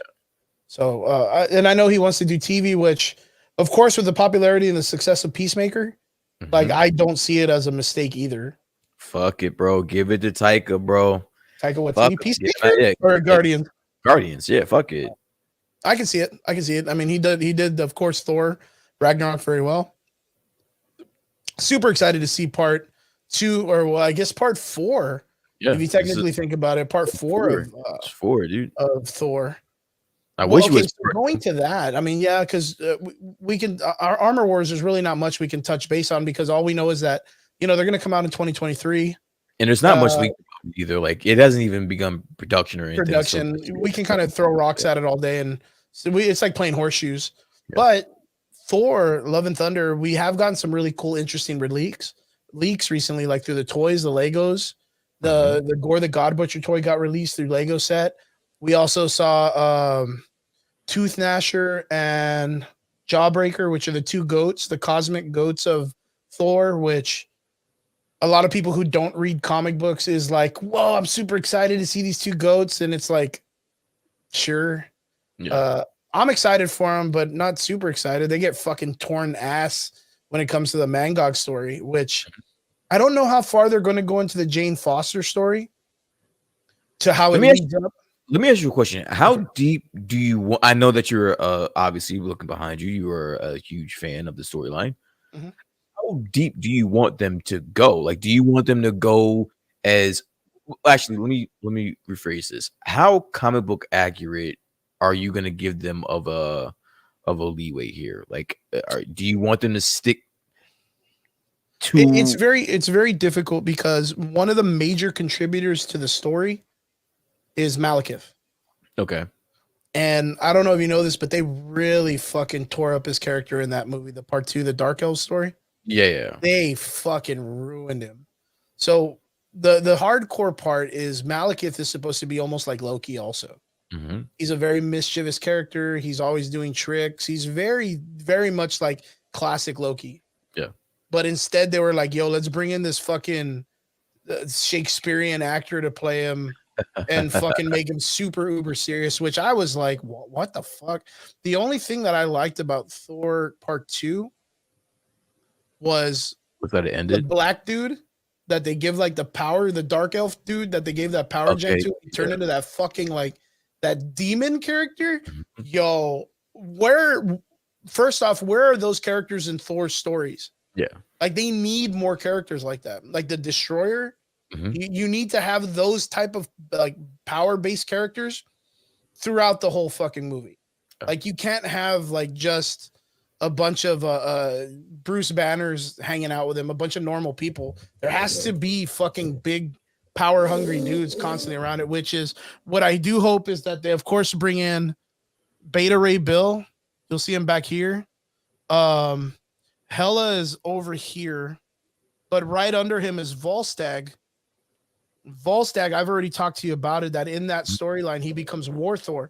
Yeah. I really hope they do that. I just don't know how they're going to do it because they killed off all of their characters. Like that was a big major problem. But the cool thing is so that's not a little bit. It's not a little bit concerning to you that half of the characters you just named dead. is either dead or haven't even been introduced yet. So Beta Ray Bill, of course, hasn't been introduced, but he has been referenced. Highly referenced. And of course, there's a lot of people out there that are hyped about him for no reason because he's, in technicality, he's the Boba Fett of the Thor story. Because there really wasn't a lot. Yes, that was the other person that I was thinking about. Vince, good call for Hercules, man, and that's that power set characters that need to be around him at all times. But I did hear that there should be a cameo of him. That there is going to be. Well, we got Zeus now. Yeah, we got Zeus. We got one of the Sky Fathers. Yeah. What's his face? From Gladiator. What's that guy's name? Russell Crowe is going to be playing Zeus. Yeah, I did. Like you can't be that far fetched. If you know Zeus is in it, you know Hercules. Know Hercules. Now, who's it going to be? I hope Henry Cavill. I really hope Henry Cavill to play Zeus because he looks like the fucking. He looks Zeus like or Hercules, huh? Zeus or Hercules? Okay, Hercules. Okay. Yeah, Hercules. He looks exactly like Hercules in the comic books. Yeah. If I could, I would show you. He's like his character's like right here. You could barely see him. Yeah. But yeah, he's there, and he just that one looks just like Henry Cavill. Looks just like Henry Cavill. Super dope. It would be cool because of course a lot of people are hoping to be Captain Britain, but then no one reads the comic book, so they wouldn't know why he would be Brian Braddock to begin with. Yeah. But Hercules, everybody knows the story of Hercules. And he's just this dude that just drinks beer and just arm wrestles in clubs and fights demons all day. So he's not far-fetched from being Thor of the Greek mythology. But going back to what you asked me, because it's a really great question. There are some things in the story that get a little dumb. Okay. Where there's filler episodes. You have to imagine there's filler episodes because the series went for so long. Mhm. There was one of them where they brought in this character, and I believe her name was like Dominatrix. Okay. And she was literally a dominatrix that shoots like guns. She's a stupid character, not very great, like dumb as shit. They also, okay. Do you remember the X-Men cartoon of the 90s? Of course, yes. Do you remember they brought in the Shi'ar Empire, which was Mhm. that chick with the weird hair from the Juggernaut? I'm the Juggernaut, bitch. I'm gonna fuck start your hair or whatever. Fucking, Yeah. That character is a part of the Shi'ar Empire. Mhm. In the comic book of the Mighty Thor, which is Jane Foster's Thor story, she ends up being put in a game to compete against the gods of the Shi'ar Empire, which are these two characters that are cosmically as strong as the Phoenix. Mhm. They're considered gods, but the whole thing is like a story to let you know that human beings, have more compassion than gods do. So like this, the trials are like, go and force these people into starvation. Go and wipe out this entire species and show us how strong a god you are. And while they're doing that, Jane Foster's going and saving them. So that's kind of like the whole thing. It was a really weird premise. It was like, why do we need that? Like, we're going to learn that through the stories of Jane Foster's trials being the Thor character. Just anyway, yeah. Yeah, just weird. How many? Let me ask you a question. How many issues were the mighty Thor? I mean, it went on for, I want to say it went on for from 2015 to 2017. Oh shit! So this is like a 2-year. Yeah, arc. I mean, the omnibus is I think 4 to 7 episodes, which is like thick books of the comic books, like each series. Really? Yeah, so it's a pretty long story. It's a really long story if I think about it. That sounds pretty dope. And it carries across a lot of them because you have to remember Jane Foster was there during the Incredible Hulk storyline where he turns into Amadeus Cho. Mhm. She was already the Captain Hydra Hulk, Sam Wilson Falcon. Like it carried, like the Jane Foster story carried along fairly long. How are you knowing that it's a arc that spanned from a 2-year? That's a 2-year span, dude. Yeah, it might Like even be longer than that. All right, so let's even say that it's longer than that, right? Mhm. Does it not make you nervous that they're probably gonna cram all of that into like a 2-hour? You don't have to even finish a question, of course. And that's the thing is, there's a lot of people out there that either don't like it because of the whole thing that we've talked about before. I mean, we mentioned it a lot. The cross-gendering characters, About it, cross-gendering, cross-racing people. Like we've talked about it a million times. It all started off, of course, with like She-Hulk, then to Miles, then to Jane Foster, where they took a character and they either race swapped them or gender swapped them, and then people got mad. Yeah. Right. But the thing is I always tell people She-Hulk, Miles Morales, and where's my tally? Wait. Where's my? Yeah, where's you're my gonna have to literally. I didn't even have a reason to mention Miles Morales, and I already mentioned him 3 times. 4 if you mentioned that one. I'm marking it down from Ding, now on. ding. From now on, I'm marking it down. Go ahead. You should have like a button that does the voice. Hey, from the Miles Morales, from the fucking Spider-Verse. Hey. Yeah, absolutely, bro. I'm keeping the count now from now on. I always tell people those were the 3 pioneer characters that allowed Marvel to get into doing the swapping of the characters. Yeah. Those were like the testing characters. And out of all 3 of them were successful. All 3 of them were successful. But the reason why they were successful is because of the kid hands that they did while creating these characters. Yeah. So they knew they were going to have to make the stories rich. They were going to have to be detailed with them. They were going to have to make everything make sense. Of course. And that was the thing. Like, so right now, when they switch a character up, people are like, nah, fuck that. That's stupid because it's just rushed. It's just thrown out there because there's no care for it. Yeah. There's no care for the idea of success, where all these other characters that were written, Jane, Miles, She-Hulk, all of them took time. They cooked them. They let them bake a little bit. They let people see if they were going to like it or not. They dabbled them here, they dabbled them there, and then they gave them full stories. You look at Miles Morales' character. I know I reference him a lot, and I apologize, but you know, he has his ups and downs. When Mhm. you isolate him and put him in his own individual story, a lot of people don't care for it. But when you put him with the Avengers, you put him with the Young Avengers, you put him in a cosmic team with Nova, you put him in any squad where he has to deal with other characters, the Spider-Verse even, he does an Mhm. amazing job. He has his character trope that really makes him excel. Where the Thor storyline, for me, Jane Foster herself is a compelling story. Mhm. You have a character who's dying of cancer. Like literally, she's not maybe gonna die of it. Look, it's like written in the stars. Like this chick is dead, and she can get the medicine from the Asgardians. She can get healed like in a week, but she chooses not to do that because everyone else on Earth doesn't have that option. It's not fair. I know it's stupid, but again, she's not being selfish, and it feeds into the story.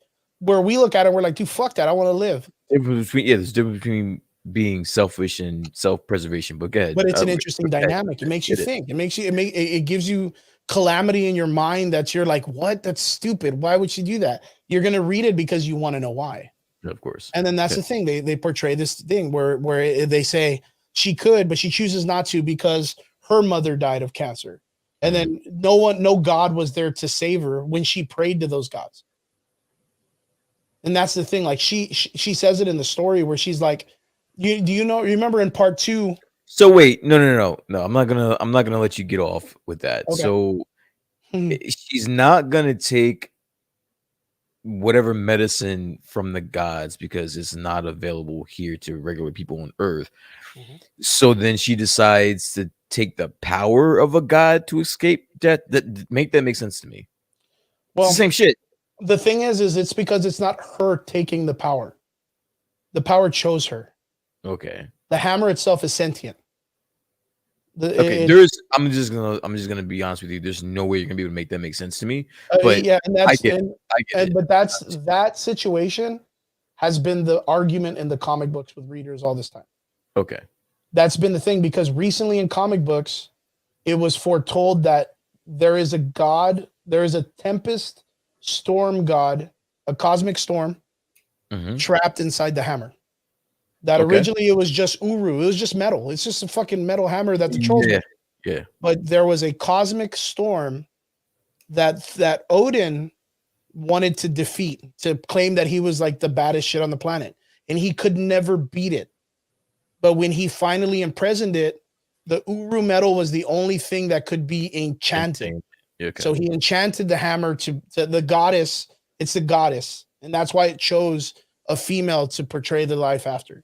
Gotcha. The only reason why later on Odin couldn't lift the hammer is because the hammer chose for him not to lift it. Gotcha. Because it hated him, because it imprisoned her. So you see, with knowing that, being that you knew the original story of the hammer, kind of makes it a different of a dynamics, doesn't it? It does. Yeah. So it kind of says, oh, okay, like I mean, yeah, like the original story wasn't like that, but all right, bet, like I can get behind this. Beforehand, a lot of people were against the idea of a female picking up the hammer because they felt that Thor was the only person that was allowed to have it. But then what dignifies the idea of anyone being worthy enough to pick up the hammer? Does it mean that only men can be worthy to lift the hammer? Then that's the whole gender neutral idea of the hammer situation. A lot of people were upset originally too because the name Thor was the son of Odin. Okay. So how can anyone to pick up the hammer just be named Thor? Like because Marvel said so. And Vince, I'm gonna be honest with you. I've been trying my best to just not look at that fucking comment. You're baiting me. You're baiting me into a conversation that I don't want to get into. It's almost like I'm scrolling down Instagram and I Captain see Marvel one? I'm scrolling down Instagram and I see Lizzo's naked ass, and I can't like not look away from it. It's that comment. You know how I feel about Captain Marvel. Captain Marvel was a hell of a fucking movie. You shut your dirty mouth, Vince. Okay, you shut your That's such a dirty great comment. mouth. I like that. I like that he looks at ruffle feathers. Vince always coming in with the cool questions and comments and shit. It's not a bad movie, okay? It's a good movie. I won't say great. That's taking a bit too far. It's a good movie. Well, I mean, at the same time, like the Elektra movie from back in like the early 2000s. The Elektra movie was ass. That one. Yeah, that ass. was bad. But then Jennifer again, it Gardner, wasn't a. But then again, Dark World 2 was worse. Yeah, and he knows that. He knows that Thor 2 is probably, and actually Thor 1 was pretty bad too. But Yeah, Thor Thor 2 1 was really bad. Thor 2 was a atrocious movie. If you say that Captain Marvel was a worse movie than Thor 2, then you and I are just not gonna. We just have to agree to disagree on this one, Vince. I still love you as a fan, and I will welcome you back every week. But Oh yeah, you're wrong. Vince, my dude, man. I'm gonna see him this weekend. We got that event coming up, so we'll be talking about that too. But Sweet. there are some things I really hope that they do cover. But then again, I really think the Jane Foster Mighty Thor story is going to be a trilogy. Oh shit! I really think it's going to be a trilogy because there's so much to it to unpack. So then, what do you do? What do you do with Chris Hemsworth then? Oh, that dude is a lifer, man. That What do dude you do is with- forever going to be. Well, he's going to be the unworthy Thor. He's going to travel the cosmos to go find himself and eventually be King Odin. So are you gonna going to give him his own movie? He's not going to be part of this Thor storyline. He won't be part of it at all. No, I think the This trilogy that you think should happen.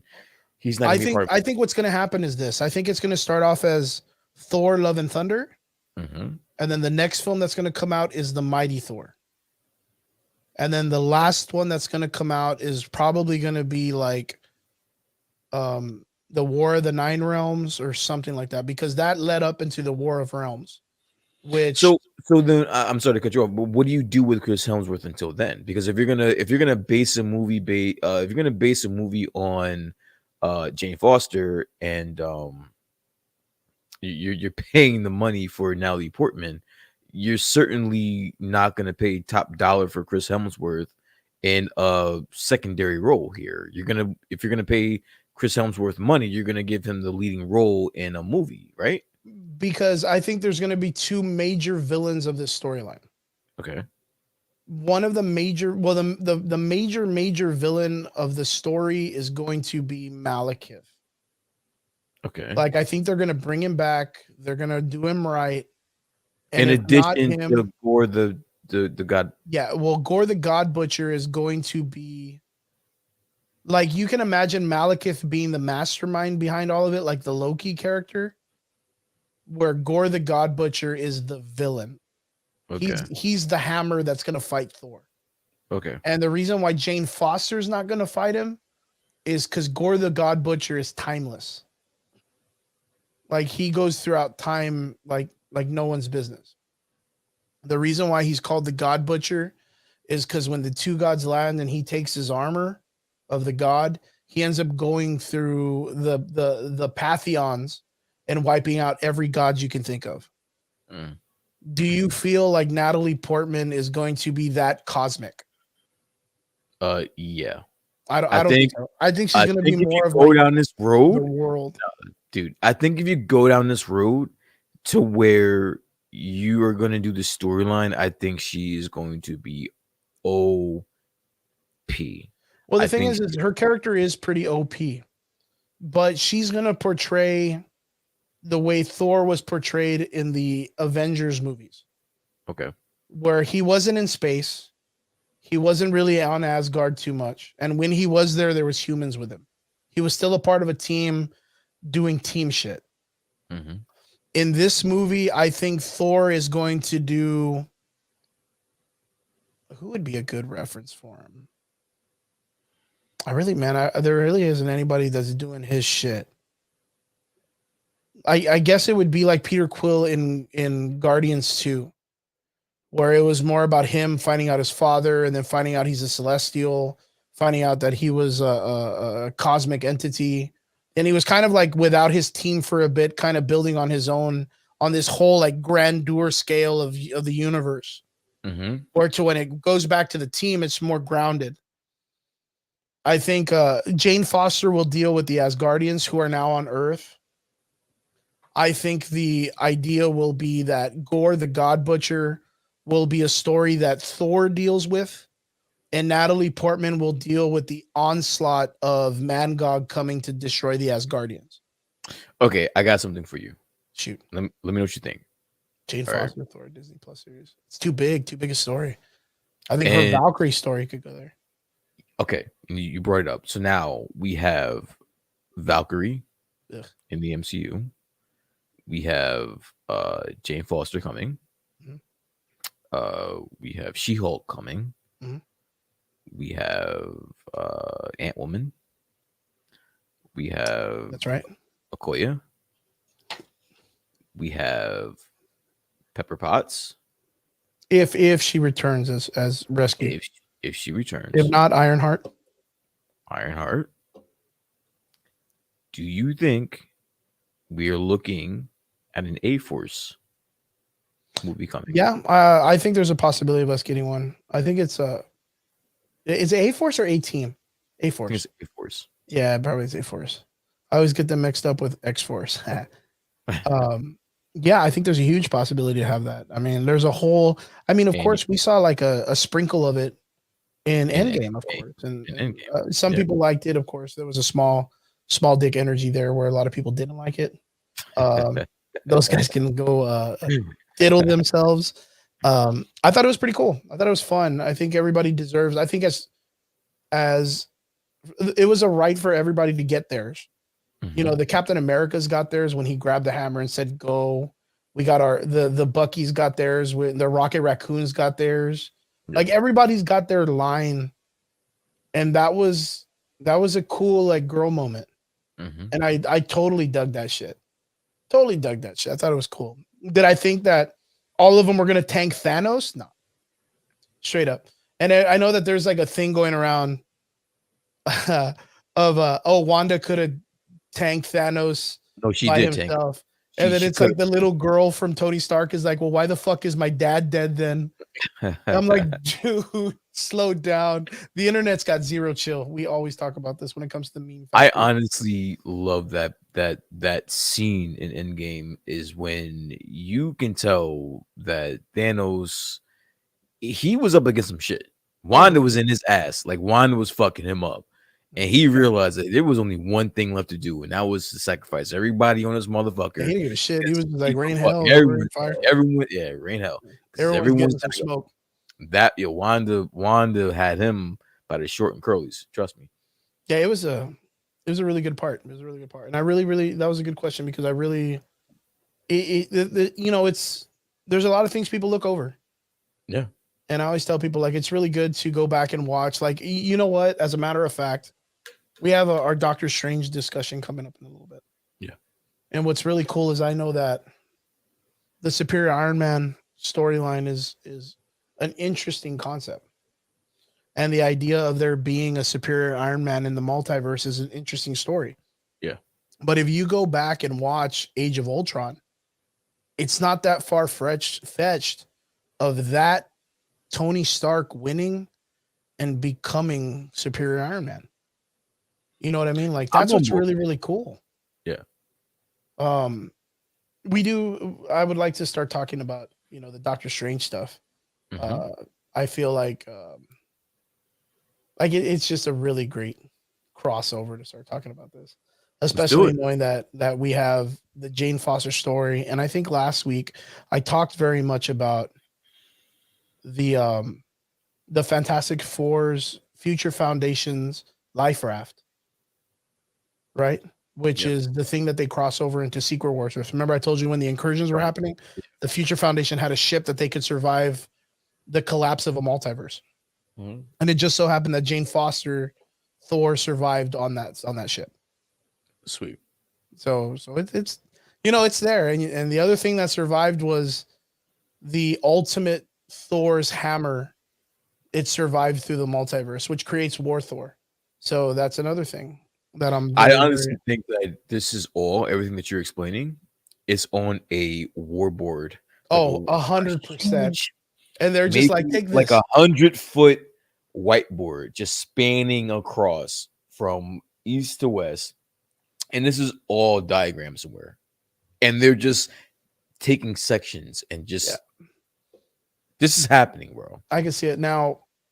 Of course, you guys can see it on the board. The thing that we're going to be talking about today, because it's a pretty interesting talking point when it comes to the Doctor Strange 2 and mutants being in the universe. A million people have talked about it, but what if I hate using that word, but it makes a lot more sense now. It's so crazy because being that I'm a comic book reader for years and years and years, the what if storylines have been a fun little tidbit in the Marvel universe when it comes to the comic books. But now that it's been put into animation and some of that animation is going to get referenced in this film, what if seems a little bit more real. To Marvel can just slam a what if movie out of nowhere and make some shit happen. So really there's nothing that's out of the realm of possibility. Sure. But this is a really crazy segue because I planned this from the very beginning. Mastermind. So right now, Genius you. I'm going to have an Eren Yeager moment. Uh-oh. So this is what I meant by time travel in the Eren Yeager universe of Attack on Titan. What if in the Marvel Cinematic Universe, somewhere throughout all of the 10 years of films, Okay. Franklin Richards was somewhere in the background of that story, Okay. which is the son of Reed Richards, Yep. who Galactus is his herald Mm-hmm. in the future. This dude, Franklin Richards, is by far the closest thing to a god in the Marvel universe. The future iteration of himself goes back in time to teach himself how to use his powers correctly. And when he learns, he's making a universe in his bedroom, just like playing with it under a blanket. He's making a universe with his own hands, like just making it. Yeah. What if fucking Iron Man 1, Iron Man 2, Captain America Civil War, in the background of one of the shots, there's just some random blonde-haired dude just watching because he's been watching from the very beginning, because right now we are in the House of M. Because the universe beforehand, the truth that Charles Xavier was going to tell Doctor Strange was that they were there all along, but Wanda made them all forget. Like, what if we are in that House of M storyline right now? That the reason why no one knows that mutants are alive is because they tried to kill Wanda before. And that's why she remembers herself when the gem comes into play, and she remembers herself full costume and everything's all set up. She knows her costume, what she's going to look like and everything. What if it's because all of those memories had been there, she just pushed them back and made everybody forget? I'm fucking crazy. I'm on board with you. I think when it comes to that scene in WandaVision where she comes in contact with the Infinity Stone, I think that's more of a prelude more than a flashback or like a memory type of thing.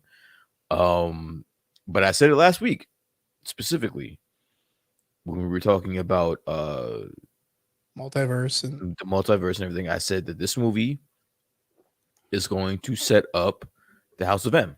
We are going to get a version of the House of M. And I think this is going to be, I don't think this, at the end of this movie, Wanda will fade into the black, or she'll fall into the background or be an Avenger again. I think this is only the start of Wanda. Honestly, I think that this is going to be their version of the House of M. I don't think they're gonna address it in this movie, but it'll be the prelude to it, and it's going to introduce mutants. That is how we're going to get mutants in this universe. It's going to be because of Wanda. That's a really, really good point. Yeah. Right now, there's a lot of theories going around. One of the theories is opposite of what you're saying, which that's why I like what you're saying. The opposite is that, just like I said earlier, everything's already happened. Mm-hmm. Everybody's been given their perfect life. That's why nothing bad happens and everything happens good, and it always happens for the Avengers. And even though there's excitement, like it always falls in their path. Tony Stark But solved does it time though? travel for A no lot of reason. bad shit has happened to the Avengers. Yeah, but Wanda specifically. Tony Stark literally solved time travel in a cabin one night because Captain America came and told him to give it a try. But Wanda specifically, though, she has been a tragedy story since birth. Yeah, but that's Wanda though. That's because she's chaos magic. That's because her magic, the moment she imagines something, sometime her magic makes it happen, and she can't tell reality from fiction. Okay. So it's a very awesome, dynamically crazy story to tell. Like when it comes to a power set, because literally you're like, oh, dude, if you're a dude that can make anything happen, you're such a god. Mhm. But imagine it being that you're just a normal fucking dude that can make shit happen, but you don't know how to control your powers. And let's say you're like, wow, dude, pigs could fly. That'd be crazy. And pigs started fucking flying. Yeah. Like you just think about it and shit happens. Sooner or later, your mind's going to fuck with you so much that you're just going to be thinking of things that happened and you're never going to know what reality was because Mhm. your imagination is going to win. Because your imagination is a reality. That's by far probably one of the most psychedelic storytelling situations that you can do. So what they've done with Wanda is an amazing character, like throughout the history of time. Yeah. I think it would be a cheap cop out if they ended up saying, "Oh, well, the mutants were here all along. Wanda made you forget," and there's only a handful of mutants left. But I don't understand how that makes any sense when she is just coming into her powers. Like she didn't have the ability This would be the to do so beforehand. because that's She the thing. she just got her hands on the Darkhold.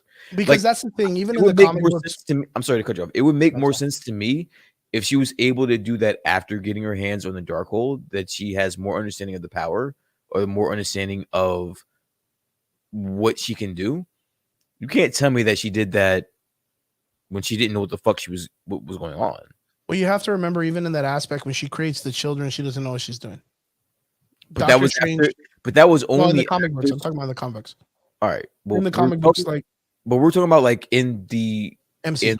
in the MCU. Yeah. In the MCU, listen, a lot of things happen in the comics that we can't really take into account. Yeah, here. there's freedoms. There's a lot of It's freedom. freedoms.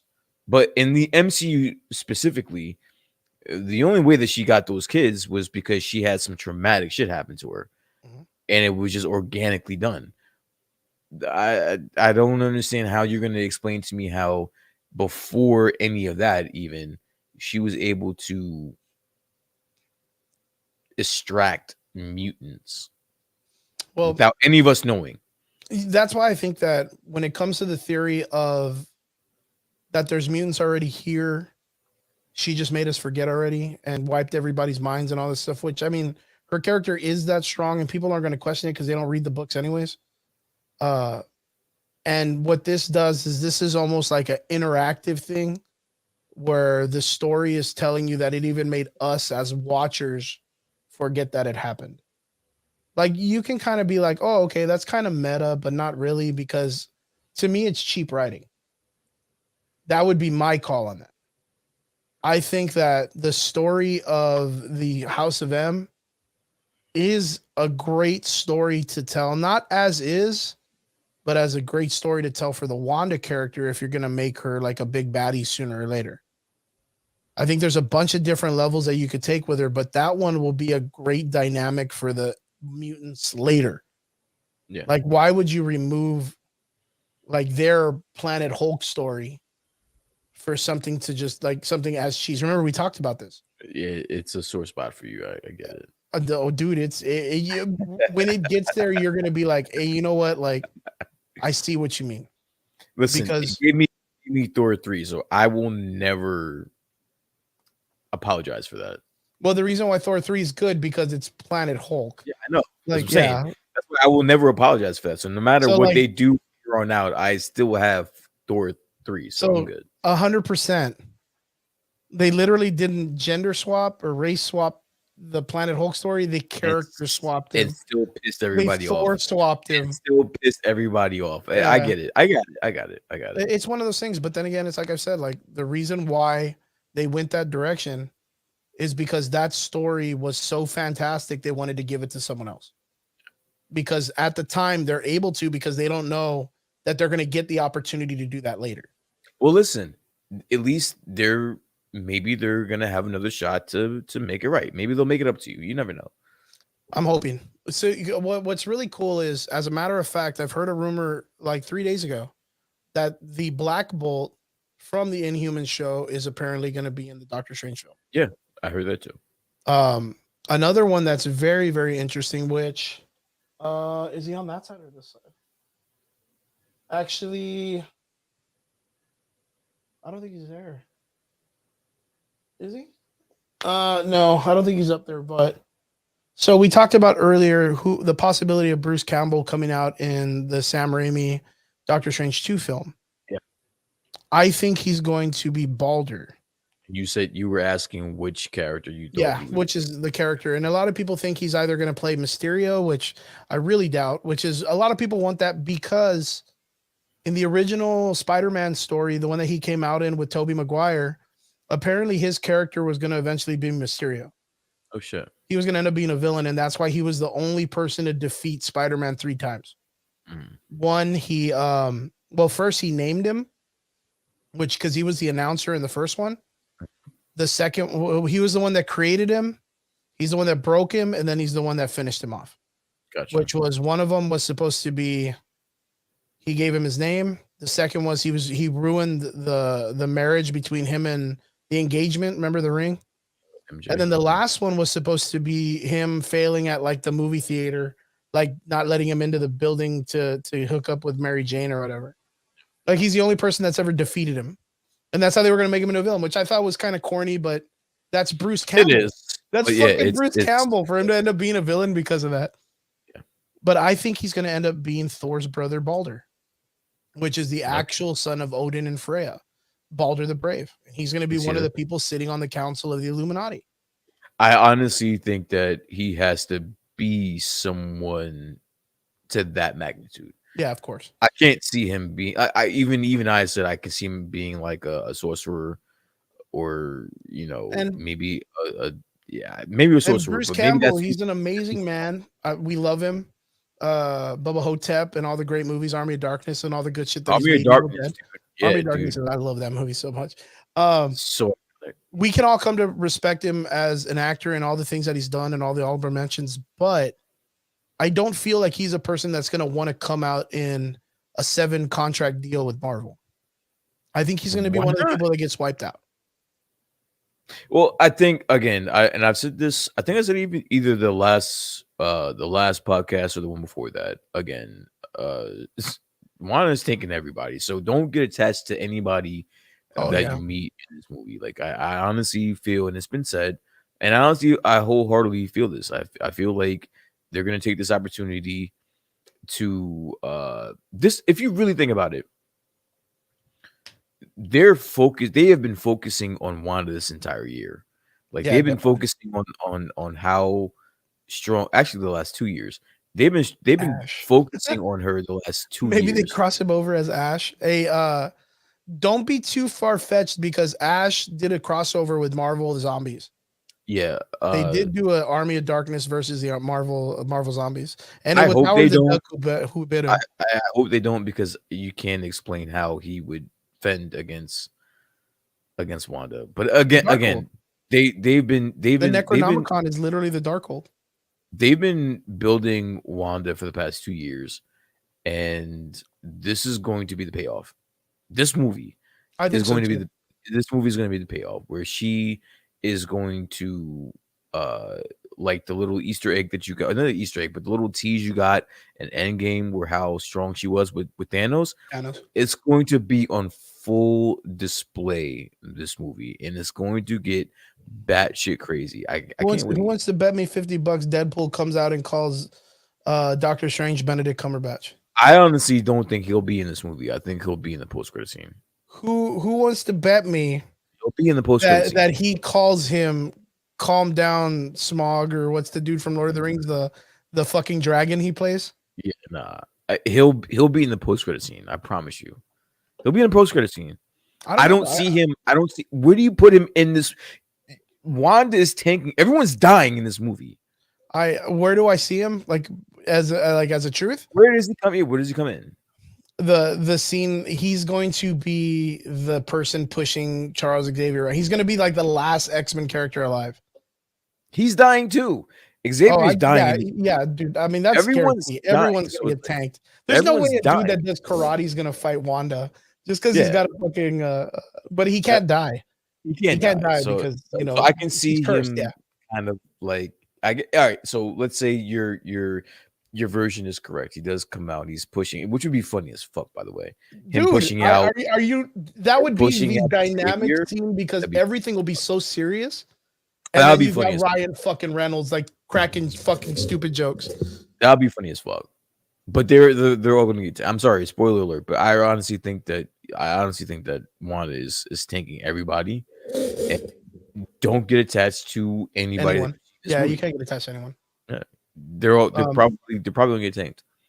You see, but that's why I kind of get like, okay, so how would we feel if this is, it cuts kind of close to the heartstrings, but Give it like they bring a Black Panther or T'Challa back and then fucking Wanda wipes him out. See, and That's heavy. That's thinking real heavy. thinking about this, and I honestly feel as though that's the reason why they won't have A T'Challa. Black Panther.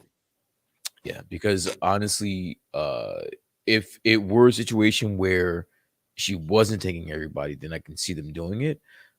But being that I do believe that she is going to just wreak havoc on everything in her path, and she's not going to stop until she gets what she wants, there is absolutely no way that they're going to bring back a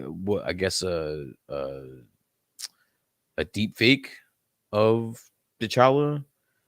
I mean, Or- yeah, I mean, if they do, they're just gonna bring back him in full costume. They won't even show his face as Okay. a Chadwick Boseman or anybody. They're just gonna have him as literally the Panther mask, not even like the one from the original movie, but like the one with the snout, like the gangster ass fucking Black Panther, like the Okay. old school one. I think if they bring a Black Panther, I guarantee it'll probably be that one Okay, because that's like one of the most aggressive I correct myself. I can't accept that. They should just totally. How do stay- you feel about the rumors being that every one of those characters has an Infinity Stone, and that one of the characters that fights her ends up taking all of the stones, like the way they did in What If, and she still wipes them the fuck out? Well, I mean, then I guess this is goes back to what you were saying about the continuity Yep, issue, it's kind of rough. because as far as I know, this space that we do see the Illuminati is outside of time, and it's outside of any realm that we know of. Maybe And I mean, as far as we know, the stones don't work out there. the stones don't work Yeah, outside because of the time variant stuff or the time. Exactly. Yeah, Exactly. So I haven't heard that. But if I did, I wouldn't give it too much of an ear, because I don't see how you justify that. I don't understand how you justify. the reason why it comes into question is because during the Age of Ultron story, they do create Vision, and Vision has the stone in his forehead. So they end up saying that stone is the That's in the stone on realm- Superior Iron Man's forehead. But that's in a certain realm, though. Like it has powers in that certain realm. Yeah. Once No, you I get- get that part. But once I you thought go- you were asking like how would they get the gems? But I'm talking about the reason why that they would at least coherently with gems is because of the Captain Carter variant, who knows about the but- Infinity Stones. We just saw a desk full of them in Loki. There's gems all over the place. We saw a desk full of them all over the place, but they have no powers. So I'm saying, like, I'm not exactly sure where. Obviously, we haven't seen the movie yet. So I don't know exactly where this Illuminati headquarters is going to be. Well, going off of the comic book in reference, Mhm. later on in the story, the Illuminati does kind of consider themselves the watchers of the stones, and each of them get a stone in the Illuminati story. And so that's what I was going And to say. that's where I'm talking about. Like, So no, I get that part. I get that part. That's where like they are the protectors of the Infinity universe or Stones. something, right? One member gets each A stone. Infinity Stone. I get that part. But where that's fine and that's cool. But where are they though? Does that even make a difference if where they are is outside of time and realm? Well, that's the thing. The idea would be if they were outside of time and realm, that would give pretty cool homage to what I was talking about, them being on the raft of the Future Foundation that survives the collapse. Then not only that, but then that means that they're all from the same reality. And I don't No, think they're all refugees from different. that's what I'm saying. So if that's the case, then these stones are rendered They useless. should not. They should not be. They should be rendered out of their universe. They shouldn't work. Yeah. But in the What If animation, it shows that they work in different realms, Okay. which is where Sharon Carter's or Peggy Carter's Captain America is coming from, or Captain Britain. She's making a cameo as a character, as the one from that story. This is where you're right. Like this is where the continuity thing comes into place because as again referencing Loki, we saw a fucking employee open this drawer. Yep, and they're just there. Loki's and freaking there's out. He like wants to grab them all. There's a million fucking Infinity Stones because Yeah, they it don't made Loki second guess the whole Infinity Stone story in his head. Yeah. So it's like it's kind of weird, but we'll see. We'll see. It's an interesting concept. And my thing is like, I think it'd be a really good telling of if you weren't a real big fan of watching any of the Disney Plus stories, you'll probably say, well, why don't they just get the Infinity Stones and stop Wanda? Yeah. So then here you go. You have a group of people who have all of them and they give it to one of them that's pretty capable, which is the one that officially stopped Thanos. If they give it to the superior Iron Man character, oh, that's Iron Man. He stopped him and he's way smarter in this. And then fucking Wanda just tanks his ass. Like just fucking wrecks him. And that's like his blood she's covered in. I see it.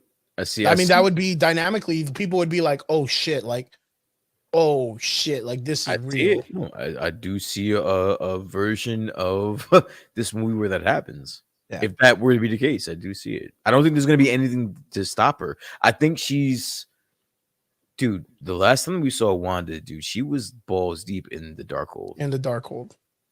Balls like, deep, dude. I kind of feel like the other theory that we've heard also, not to mention the Infinity Stones, the Balder, this is the story coming in with Bruce Campbell. We also have, of course, the mutants theory, but the other one that's primarily coming out pretty heavy right now is the possibility that the major villain is not going to be Nightmare, but Chthon.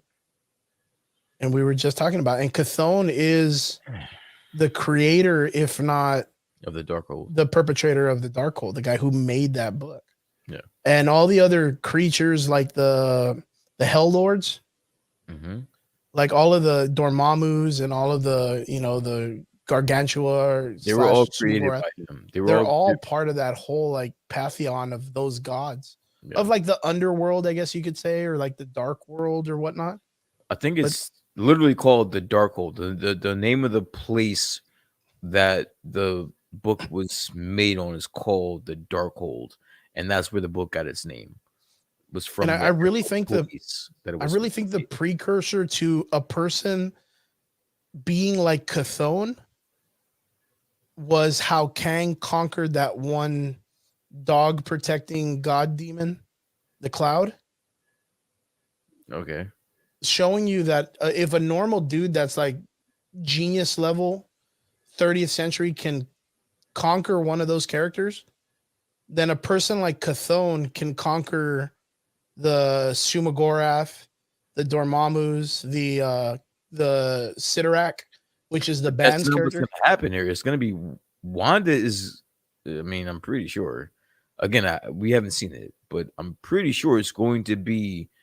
Wanda is going to be the one that's going to be in control of these demons. Yeah, like she's gonna be the possessed person. She's going to be the one fuck starting everything. She's going to be the one that's going to be in charge of. It's not Shumagorath, but whatever the Gargantua. Yeah, Gargantua or whatever. Whatever the fuck. I don't even care about his name. Yeah, whatever. So But dumb. like she's gonna be the one that's going to be in control of them. And then, like you said, she might even be in control of Chiton. So it's like this might be some. Well, I think Why? what's gonna happen is I think Chthon is gonna do to her what the Dark One did to Shang-Chi's dad. Mhm. Where Let me like ask you a he's question. gonna be. Go for it. Let me ask you a question. Does this? I guess since you now are on board with me and thinking that Wanda is going to be a villain of this, Yeah, in some way, yeah. in some way, does this do anything for you for the Agatha Harkness Not at all. show? It's this so like overshadows that story of Agatha that I just don't know how they even use her. Like if she's just gotta like, I'm like I intrigued get now. it. I I'm like intrigued I now. get that she knows the If lore you- and the history. I think now. Okay, so what do we know? As let's say you're not an avid comic book reader, right? You don't know what the fuck the Darkhold is, right? If you didn't, now Kevin Feige said if you don't watch the MCU Disney Plus shows, you're gonna be fine. Let's say you took his word for it. You have no idea what the fuck a Darkhold is. You watch Doctor Strange, you don't know what the fuck a Darkhold is. How do you explain the Darkhold? Agatha. It's the missing book from Doctor Strange 1. No. I'm not asking you personally. I'm Oh. saying like if you were a creator for Disney Plus or for the MCU, how do you now explain the Darkhold? Because you're not gonna have time in this movie. It's so jam packed. You're not gonna have fucking time to explain it. I mean, I guess what they're going with is they're not dumbing down the audience by saying maybe you didn't watch part 1. Part 1. Like because part 1 does have an excessive amount of knowledge when it comes to the explanation of there are books you need to read that's how you learn magic. Part 1 of Doctor Strange. Okay. Yeah, Doctor Strange. Just the first movie itself. And in Doctor Strange 1, they talk about Caecilius or whatever his name is, where he was stealing pages from one of the books and reading about the other world and Dormammu and stuff. And one of the books in the books that are on the top of the shelf, one of them is unchained and missing. It's missing. Yeah, and that was supposed to be a reference to the Darkhold, because in the Doctor Strange comic books, the Darkhold is the book that goes missing all the time. Everybody steals it, but there's like 5 copies of it. Everybody's got a fucking copy. It's like Charlotte's Web in the magical world. Yeah. But the original book is the one that has the most power. It's the one that's most connected to Chthon. Yeah. I mean, that's how you can kind of sign it off, which is you could do like a flashback, like a real quick flashback, or even when they go back to Ajmatat, or I don't know what the fucking name of the place is called, the Doctor Strange place. Okay. The temple. They're gonna go back to the temple where everybody's excited for the Green Minotaur that no one read the comic book about. Yeah. Yeah, everyone's excited for it. I don't know why, but they're gonna go back there, and in that process, they could be like, "Yo, I didn't know we lost the Darkhold. When did it go missing?" And then they have a flashback of Wong and Doctor Strange slipping through time and taking shit. And yeah, Caecilius comes and steals the Darkhold, and that's how it gets lost in time or whatever. Like there's a bunch of ways that they can kind of like throw it out there, but it's not going to explain to you the depth in the way Agatha Harkness explained it, where she literally broke it down. Okay, so just like you said, the first time that we actually caught reference to the Agatha Darkhold Harkness and Agents of S.H.I.E.L.D. is from Doctor Strange 1, where they showed that there was a book missing, and it was a reference to the Darkhold.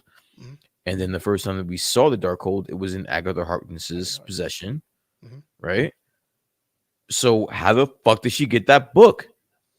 I don't know. There I don't even know how goes they're your, gonna there reference that. goes- I'm telling you, there goes, and again, and they're not going to be able to explain it in this movie. So it's going to be like, you're gonna learn about it, and you're gonna learn how powerful it is, but you're not gonna know the origin of it. So there you go. It's right there. I think that's where Even by chance, just like random, what purpose does Agatha Harkness even? I just explained to you. Like she's going to be the bridge between learning what the Darkhold is and where it came from and why as far as we know. All right, how the fuck did Wanda get a hold of it? How did she get it? Yeah, like after the story, you mean? No, I'm asking you. How did Wanda get the book? After the battle with Agatha, I'm guessing. And how did Agatha get it? That's not explained. That's the story. I mean, yeah, that's a backstory. But like, out of all the things that we've heard when it comes to like spoilers and things that have been leaked about the film, there's like zero talk of any idea of what Agatha's gonna do in any situation. Well, because you would assume because she ends up being like a mentor. But why when she's getting her own show? Why would you need to? Oh yeah, she's getting her own show, right? So I'm saying no. That was my original question. Does this do anything for you about the show? Because like we're gonna be diving into the Darkhold. We're not gonna know anything about it per se. We're not gonna know anything about it, but like we're gonna realize how strong and how much of a bitch it is. We're gonna have to find out where it came from, and I think and now it just dawned on me that's what that show. For the life of me, I had no idea what kind of a show we were getting with the Agatha. Yeah, for the Agatha show. I mean, the only now it makes sense. But now it makes sense. That's it. There goes your show. I mean, you could even have it to where Agatha Harkness's character kind of, if I'm not mistaken, there's like the Dark Alley. I just forgot the name of it, which is the underworld in the magic world that Doctor Strange goes to. That's like a Hellboy 2. You remember the movie Hellboy 2? Yeah. You remember when he goes into like that demon place where all the demons are in that alley and shit? There's a place like that in the Doctor Strange comic book where like literally all the demons show up and there's like magic you can buy, but you can't buy it and you can't get it at the Harry Potter school that he's a part of. Like there is a dark place where anyone can go to, and it's like Tortuga in the fucking Pirates of the Caribbean show. It's like where all the people of magic go, like demons and everything. And in that process, that's where like Doctor Strange sells his soul to become even stronger, like the Sorcerer Supreme of Darkness, where he gets his like third eye and shit. Yeah. The Agatha Harkness show could be a story of her with like Clea, or even the children of Satan that are in the story. I forgot Hellstrom. The Hellstrom story, that it could be them and Agatha going through this whole backstory of how she got the Darkhold, but her dealing in the underlying parts of the magic world. Well, I mean, it's basically the same thing. What I'm saying is like that's what it is. It's like the I didn't understand where they were gonna get a story from. I mean, there's a lot. But now I feel as though I don't think so. I don't think there's a lot to pull from. I think like it's going to have to revolve around the Darkhold. I think it's going to have to be around how she obtained it and what she had to go through to get it. Like, there's a bunch of other characters that they're going to have, because there's like Brother Voodoo. There's, of course, Clea, which is like the love interest of Doctor Strange, who right now in the comic book just became the Sorcerer Supreme. Yeah. There is time variants of Doctor Strange that are out there that like come from the past and come from the future, and like there's a bunch of lure in the Doctor Strange universe that they can kind of adapt into this to kind of expand on it more, because a lot of people didn't take it in too much in the comic books. You have to be a really big fan for you to like delve into that stuff. But digressing back to it, I think that there is I think you're onto something when it comes to saying like, okay, cool, like with the expression on and the theory of how they're going to explain the Darkhold. I think this really kind of brings into a justification of them needing an Agatha Harkness story. Yeah. But like you said, like I really don't feel like it's gonna be something. I don't think they need it. I mean, the fact that I know that it's coming, I'm cool. I actually like Agatha Harkness. Yeah, the actress. Yeah, I'm cool with awesome. It. But I was scratching my head as to what that show could have consisted of. Yeah. And then it dawned on me, I'm like, yo, bro, like they're going to dive into the Darkhold in this movie so much that I believe that they're gonna have to explain where it came from. And there's no other where else are you gonna explain it from? Yeah, Where else because where else are you gonna get an opportunity to explain where the Darkhold came from? yeah, because I know in some way she'll have to make an appearance in the story, in the Wanda or Doctor Strange 2 movie with Wanda. I don't think so. I think that you save it for honestly. I think you save it for the show. Like you don't have to show her anywhere near this movie. It's already fulfilled. Not fulfilled, but it's already overflowing with already a lot of content. Yeah, exactly. So it's like keep her the fuck away from this, and then just have her own show. Just show her up there, and with the Darkhold and whatever fucking weird ass fucking shit she's got to do to get it. But yeah, I see what you're saying now. Because that's a really good point, because I don't really see like this isn't even really like a big like this isn't like a Wanda show. This is still a Doctor Strange film. Yeah, so it wouldn't be the necessity of them going back to referencing WandaVision only by a little bit, and then that story will continue. It's like us saying like, yo, what's the possibility of us getting the White Vision? Yeah. You know, like, is he going to make a reference or a push in for the idea of coming in the Doctor Strange 2 movie? Yo, when do we see White Vision again? Tell me. That's why I was like, you know, I want your opinion. When do we see him? That's a good question. I say Secret Wars. Wow, fuck. We don't even have that on writing yet. On great, yeah, no. Yeah. But I think this next time we see him. Okay. If they do a Captain Hydra film, I think we get that before Secret Wars. And I think we get the White Vision in that storyline. Okay. Because Captain America ends up pulling in like all of these random characters that he uses a lot of like low down tricks. What is he doing right now? Like, what is exactly? I don't know. That's why everybody thinks he's on the moon. Captain America is banging Jane Foster right now, but no, what is White Vision doing right now in the MCU? What the fuck is he doing? I don't know. He's building a boat. What was the last shit they were talking about? He was doing Pythagorean's boat or whatever. He's just out there building a boat, trying to solve the problems hands on.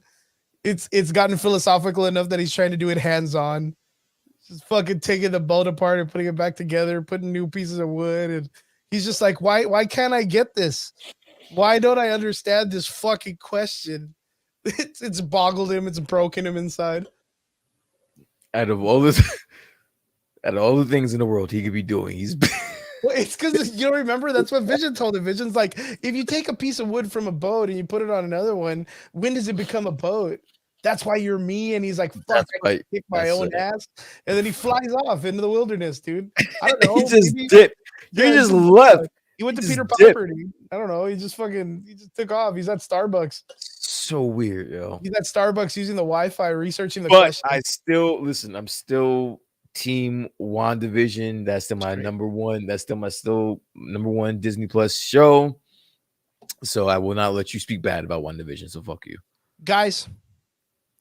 What do you think about that? What do you think about WandaVision being the Disney Plus story of stories? Where the fuck is White Vision at, bro? Yeah, that's gonna be the major question of the story. That's gonna be the next make or break of the Marvel universe. Can anyone in the comment section? This is a question for anybody out there that's still listening. Can anybody explain to me where their theory is on where White Vision is and when the next time we'll see him? Guys, it's been another Friday night. First, I want to say thank you all for tuning in. I appreciate you guys so much for always coming to the comments and thanking and jumping in and asking us questions and jumping into the conversation.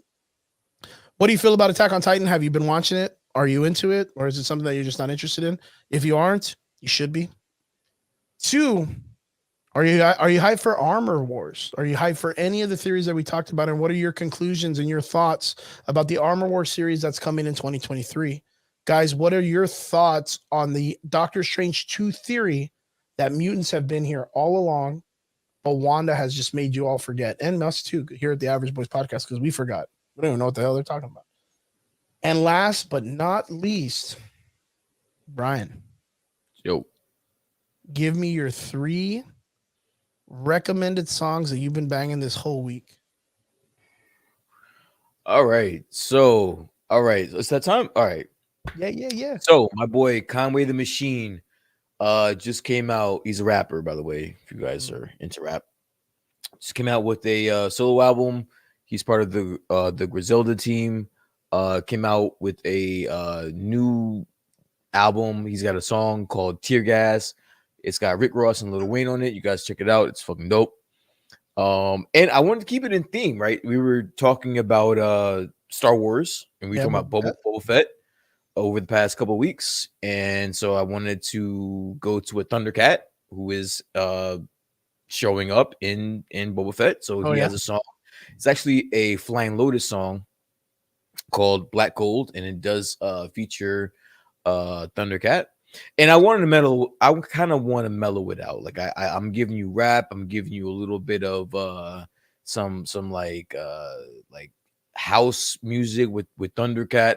But then I also kind of want to mellow it out. Give you a little bit of island vibes. I want to give you a little bit of R&B vibes. I'm gonna give you some Thames with Free Mind. Listen, anyone that's listening, it's kind of an old song, but if you have never heard Thames Free Minds, it'll put you in the mood to just chill the fuck out. I know, Chris, you're into like the heavy metal and I'm into everything. I'm into everything. Shit. But if you ever want to, like calm down and kind of like chill out, mellow down, and you don't smoke any ganja or nothing like that. But if you just want to like mellow out, that's a really good one. Thames, Free Minds. Chris, what do you got? Okay, so one is for anybody out there that's a gamer. You follow the League of Legends video game. You know that they make music. They just made a series called Arcane where they brought in a really great amount of singers and stuff like that.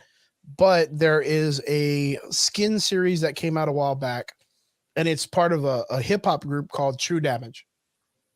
And they made a song called Giants.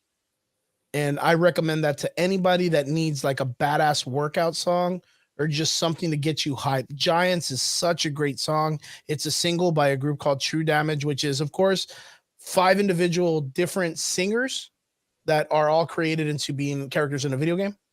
The next song that I recommend is a group called Falling in Reverse. The name of the song is called The Drug in Me. And the next one I have, this is a gothic bluegrass song. And the name of the artist is called Amigo the Devil, Stronger Than Most. But I do have a soft side to me. And I'm going to have a lead up song if you want to hear something that's kind of short, not too long. It's from an anime called Bell, which I talked about a couple of weeks ago. There is a song in that anime called A Million Miles Away. And it's made in the same key and tone as Beauty and the Beast song, Beauty and the Beast, sang by Carol Baskin. What's her name? What's that lady's name? Carol Baskin. Angela Lansbury. The Beauty and the Beast. Remember that? Wait, Murder, She Wrote? Yeah, that lady. That's Angela Lansbury. That sang that. She's the cup. She's the cup lady. You remember the cup in the Beauty and the Beast movie? I'm aware who Angela. Yeah, I know who that is. Yeah, she played that. She played that voice. She was that voice actress. Well, they made a song in the same key and the same tone because the anime Bell is based on Beauty and the Beast. So that's their version of that song, and there is a lo-fi version that is reverbed and slowed. That is, I know I listen to a lot of metal, but that song mellows me the fuck out. It's called A Million Miles Away. Slow and reverbed by Bell, Belle. Guys, Angela Lansbury, Beauty and the Beast, the song Beauty and the Beast. Tale as old as time. Guys, I want to say thank you so much for tuning in. Vince asks or says, White Vision may be in Doctor Strange 2. Good call, Vince. And he says for his 2 songs, or actually he's asking us to choose, Nickelback or 3 Days Grace. 3 Days Grace. Don't even ask for Nickelback. Not yet. No. They're not. It's not old enough to make them classics yet. Just no. Yeah. 3 Days Grace. 3 Days Grace. But I do digress, guys. Thank you so much for tuning in. We appreciate every one of you, guys. We hope you're being safe, and we hope that everything's going well for you. We know that the world is a crazy place. Support people. Spread love. Be courteous, because right now it's the most important time in the world to be courteous. Guys, we appreciate you so much. Thank you for tuning in on another one of our shows here on the Average Boys podcast. We'll see you guys again next Friday here at 9 p.m. on the show. We'll see you guys later. Peace out.